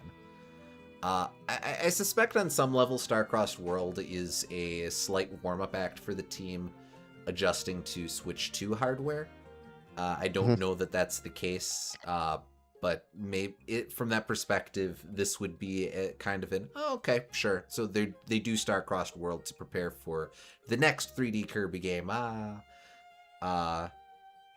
in which case I'd be a bit cool with that. But again, we're rating based on the game as it exists today and not in the future. Um, mhm. I It would have been neat to get a new ability. We did Yeah, the new mouthful mode stuff do add meaningful enough gameplay additions that I can't be too picky, but it would have been kind of fun to get a new ability to wreck house with the arenas or something. Again, since to draw a direct line with what we just talked about, Return to Dreamland added new abilities. Why couldn't you add new abilities? Huh? Huh? yeah. Huh? Um, but yeah, like there's little to complain about with it. Mhm. Um, I honestly kind of like it right here. I feel like while I, or maybe even maybe one tier higher, or maybe right there, I'm not sure, because like I value Dreamland 1 as its simplicity does give it identity. Um, uh, but like I think that's true about Air Ride too, where it's like it was an experiment that uh, stands on its own merits. Um, maybe right there in between it, because I think I like it better than Smash for 3DS. I would definitely put it over Smash for 3DS. Yeah. Hmm. Like it's a very safe game, I feel. Um, That's true. but but I like it. I don't have any complaints about it, but it does feel safe.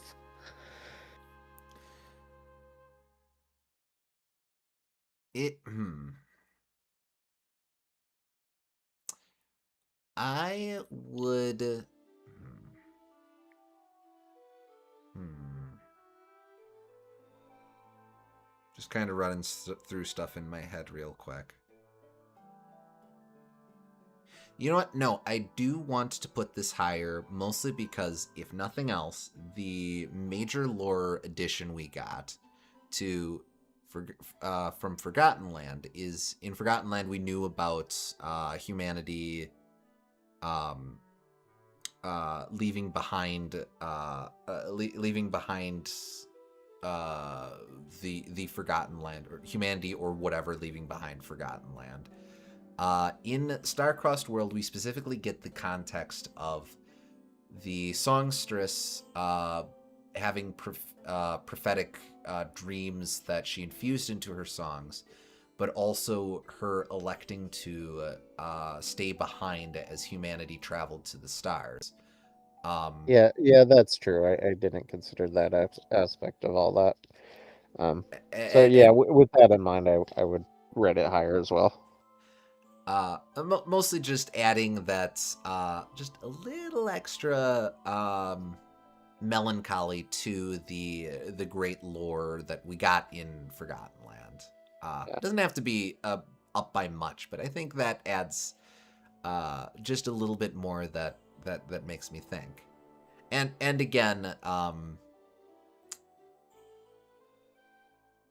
again, I really Maybe do like the fights having teeth. yeah, put it at the top of this tier, I think. Okay, I I'm think I cool do with that. like it better I think I do like it better than Base Return to Dreamland. I'm cool with that. All right, then that leaves one. The latest game in the series, as of this airing, Kirby Uh-huh. Air Riders. I mean, Um we just talked about it 3 weeks ago. It was good. yeah. Yeah, it is a lot of content, and I think um City Trials is where it deserves to go, honestly. This was a non-zero factor in me wanting Star-Crossed World out of here, but yes. Yeah. Um, Um I definitely put it below Base Air Ride for sure, and probably below Smash Bros for 3DS as well. Um, hmm. it's it's good, but it's a lot of content, and um, I don't think it's as meaningful of content as in uh, in the other two games, outside of very specific highlight moments that really stand out. But I think the core experience is very uh, grind out this thing, get the achievement. Grind out this next thing, get the achievement. Oh shit, now I'm playing as the boss from the end of the campaign. This is so cool. Okay, now I'm grinding out the achievement. Um, so wish there were more hype moments. Um, like I don't need every Sakurai game to be endless hype moments, but I kind of wish there was more impact besides the handful of points where the game is allowed to have impact. Yeah. Um, The character roster is really fun. I like that they're all different. I think that um that adds good fun. The stages are still good. The um city trial is what it is. I enjoy it. Um, the new road trip mode is fine. A little bit grindy, a little bit. You lose track of what stats you're even getting and what difference it makes because, like, at a high level, you can assume that you're getting stronger, but you don't really feel it moment to moment that much. I You kind of you kind of feel it in the abstract, but not. It's not like you're making big decisions by choosing to pick charge over boost or whatever. I think Fighters 2 is a more impactful roguelite. Yeah. Um, like that feels like a very straightforward comparison. Fighters 2's story mode with Air Riders' story mode. and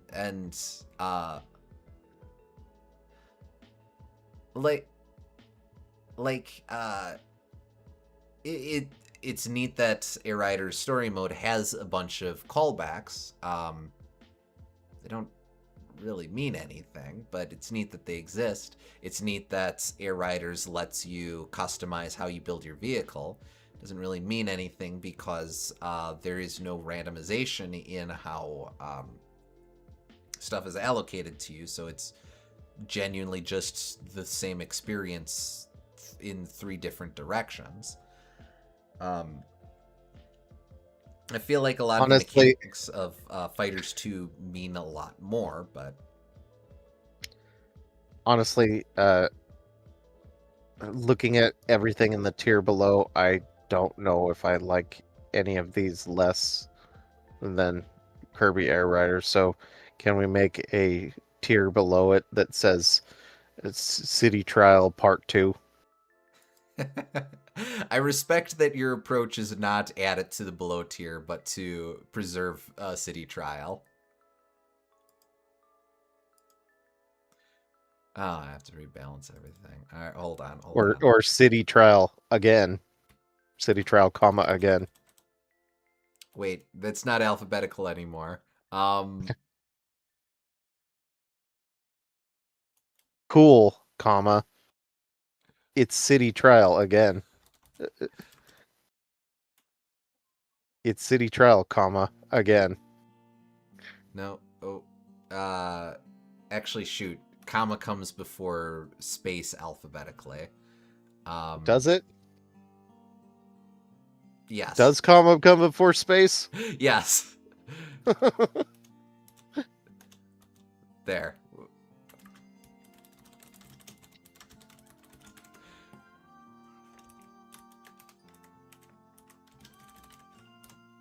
There we go. I added an extra O. Well, that just seems sarcastic now. Well, it is lower, so I mean, by definition. But I like City Trial. I don't know if I feel sarcastic about it. Maybe get rid of that again. Or like, or how about Part 2, comma, Part 2. That seems less sarcastic than again. Wait, somehow. what am I doing? I like Air Riders more than some of these nerds. No, I'm gonna fight you back on this. You beguiled me. You beguiled me with your tier creating. Meh. Air Riders. But think of the impact Brawl had, and like the artistry of Dreamland 3, and like the potential depth of Dream Course, and like how much you love the mechanic, and how much you love the game feel of Nightmare in Dreamland, and how Block Ball is the best Arkanoid game to ever exist. Yes. But I was talking about Fighters 2, and I was saying that I think Fighters 2 has a better story mode, but Air Riders has way more to offer than story mode. I think City Trial by itself is way more but interesting. It's a $70 game versus a $20 game.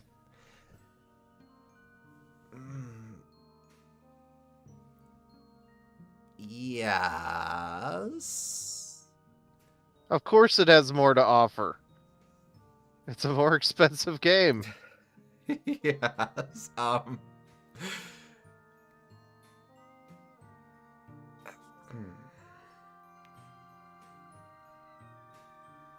mean, I'd say we're not. Does it have more to offer that's meaningful? I don't know. Not that much more. Okay, but then by that logic, Waddle Doom should be way higher because it's just a little guy and it costs no monies.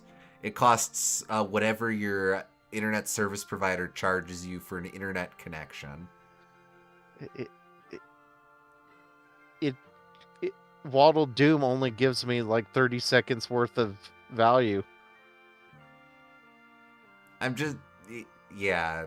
I thought I had more going there than I actually did.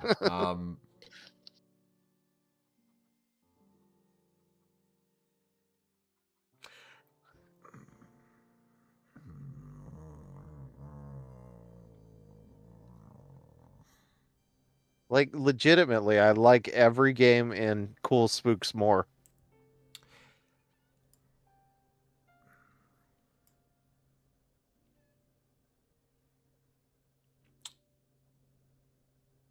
I, hmm. Dream Course and Dream Buffet. I, Dream Course is potential, man. I feel weird saying, "Oh, Dream Course is better," but it's in the middle of the. Gooms, you say that in the wake of how many modern Pokemon games at $60 plus offer half or less of what the $40 Pokemon games offer. I don't buy modern Pokemon either for this exact reason. Um, I did end up just running through Shield and coming around on it. Yeah, That's neither here nor there. the, the, I, I I will amend that with the statement that that is my biased uh, impression of those games, having not played them, but maybe there's more to offer that I don't know about. But um, that is why I did not buy them.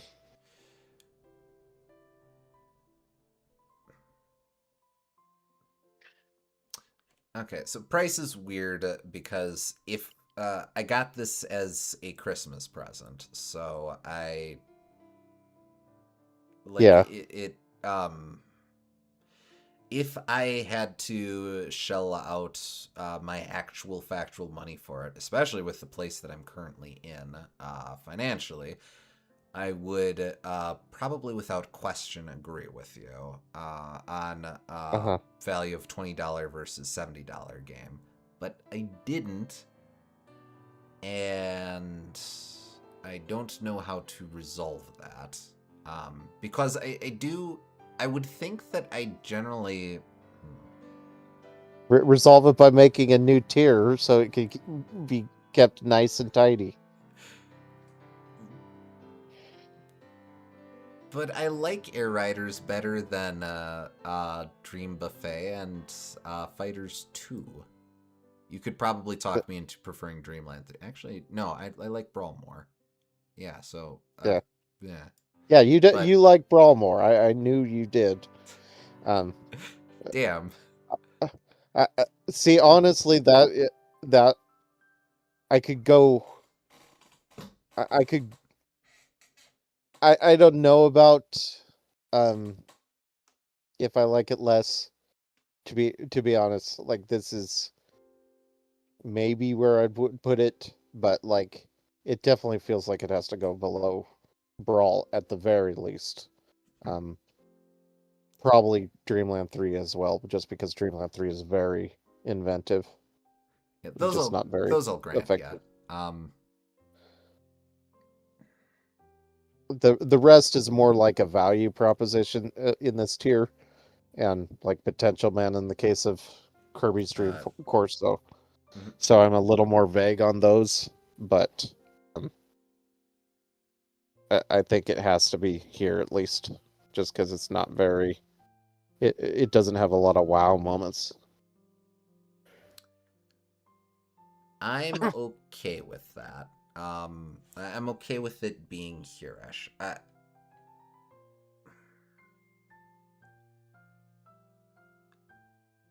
think Air Riders is fine. I don't think that it resolves. Again, I don't think that it resolves the issues that I had with Air Ride. Similar to, I don't think Return to Dreamland Deluxe specifically resolves some of the issues I had with Return to Dreamland. The difference being with the way that Return to Dreamland Deluxe. God, I need to find a more concise way of saying that. I think the way that innovates on its base game is meaningful enough that it vastly improves the overall experience. I don't think the additions to Air Riders improves upon the experience of Air Ride in any substantial way. I think they're about comparable in quality. despite the big fat schism here. So you know what we have to do now? Make Uh, 2 more tiers. oh, good lord.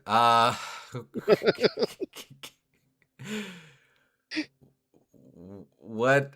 Okay, actually, hold on. You keep going. Be music.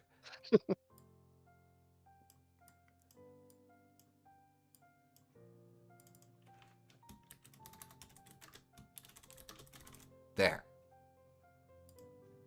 Okay.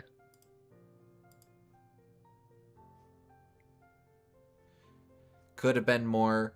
Air Riders, there could be more going on. Fighters 2 and Dream Buffet could have been more expensive. Dream Course could have been more time spent on it so we could have a proper opinion on it. Boom. But now it doesn't tie into City Trial.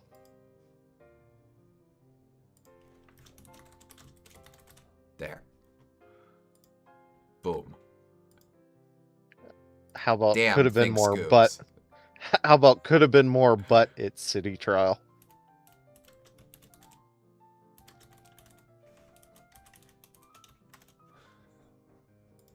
Yeah, Uh, I know that, which is why I wanted 2 more tiers, but because these others don't apply to City Trial, but I can accept it.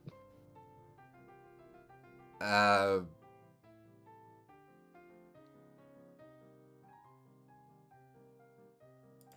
I got it.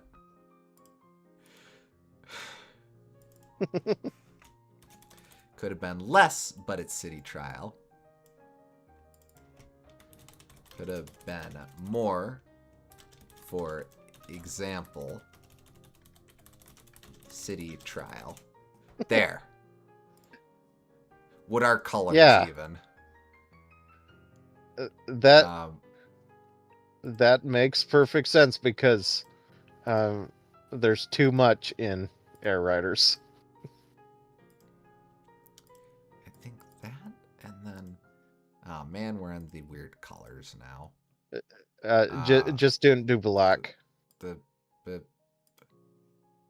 man, these don't even color scale.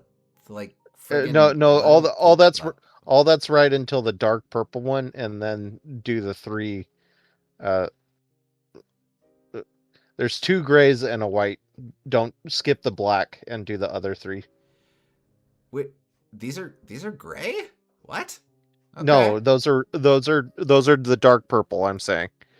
Oh, okay. So I make the only issue So with that skip is no one can read so him. that's what I'm saying. So skip that black and then do the next 3. Okay. All right. We're good. We got it. Yeah. We're there. Yeah. Also,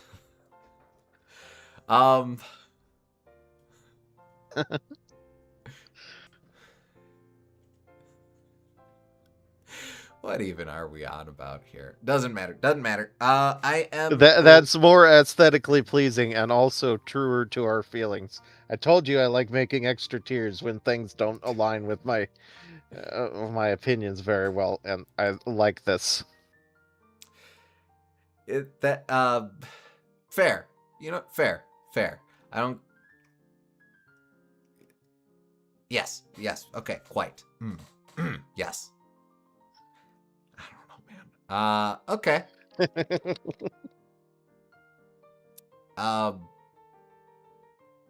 Yeah. I think Air Riders is fine. I know a lot of people really, really glommed onto it. I think it's okay. Yeah. And That's good. Good-ish.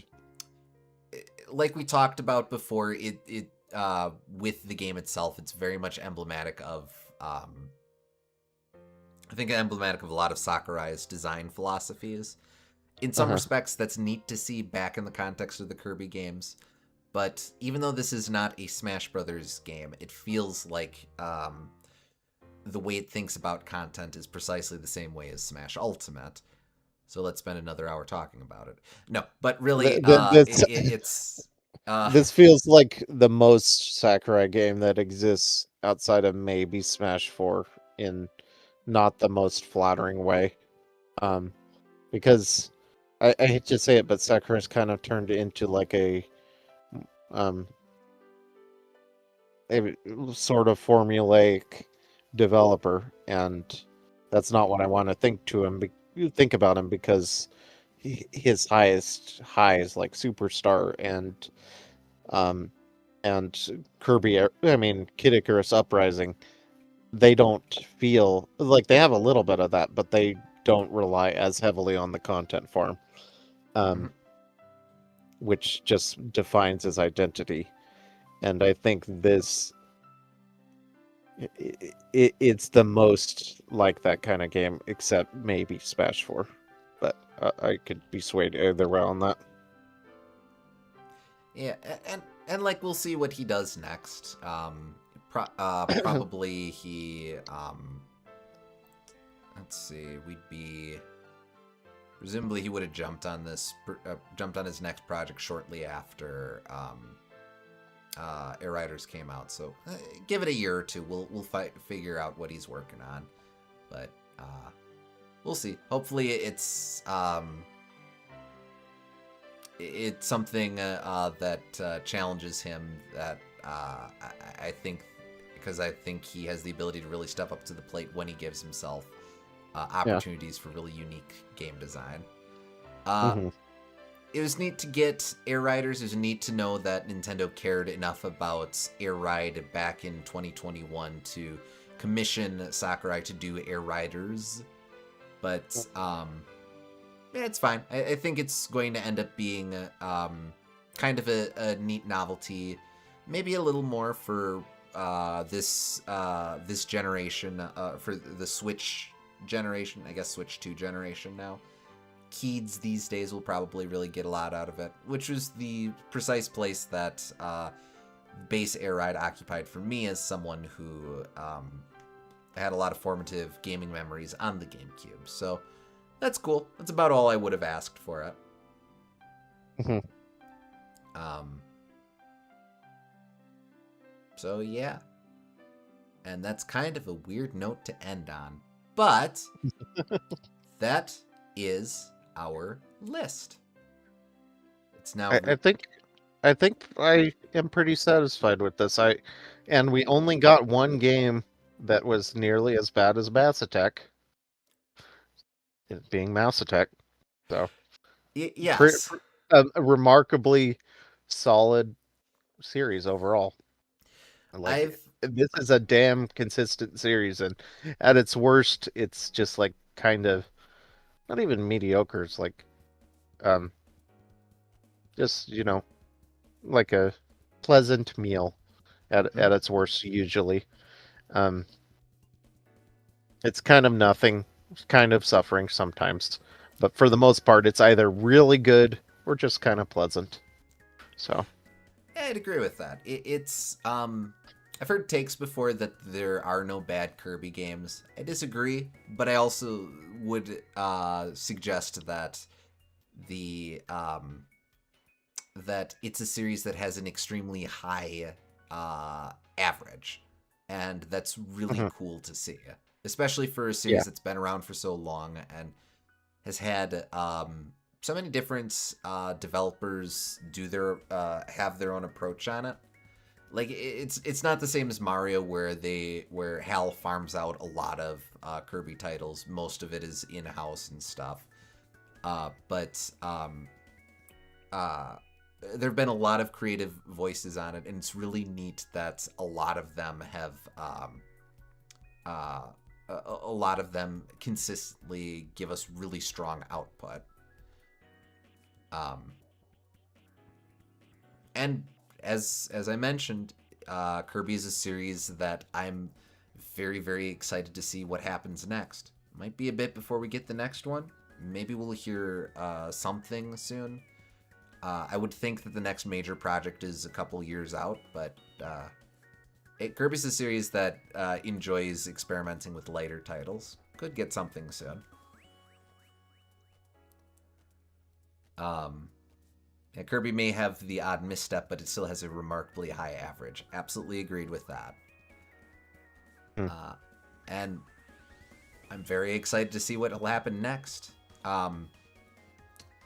I've been marking these tier ranking videos as our finale to this series. It's not Mostly, going to be.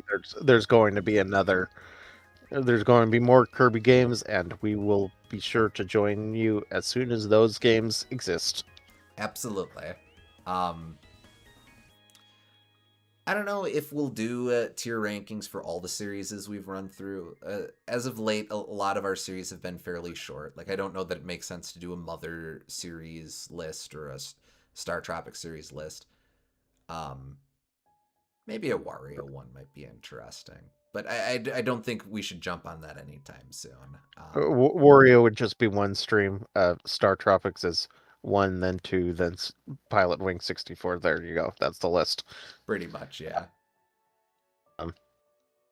And Mother, like Mother one's the bottom, obviously, and then you could take or leave either one. I think I like Mother 3 more, but you like Earthbound more, and I think either opinion is valid, and we could spend all day debating that. Probably Banjo-Kazooie and Conquer tier list might be interesting sometime, because there's a decent amount to talk about there. But like Wario, that's probably a single stream thing. Yeah. Maybe sometime, but I think I'm good getting back to actual series playthroughs stuff for Saturdays, which for us means it's time to go back to Sly Cooper. Yep. About time. Now, I mentioned before maybe doing PlayStation Move Heroes. I tried getting that to work. I can, with my setup, I can get the game to run, but I don't own a Move controller, so it's not actually possible to load the game. So unfortunately, as it is right now, we don't have the ability to play that. Darn. I know, I'm gutted too.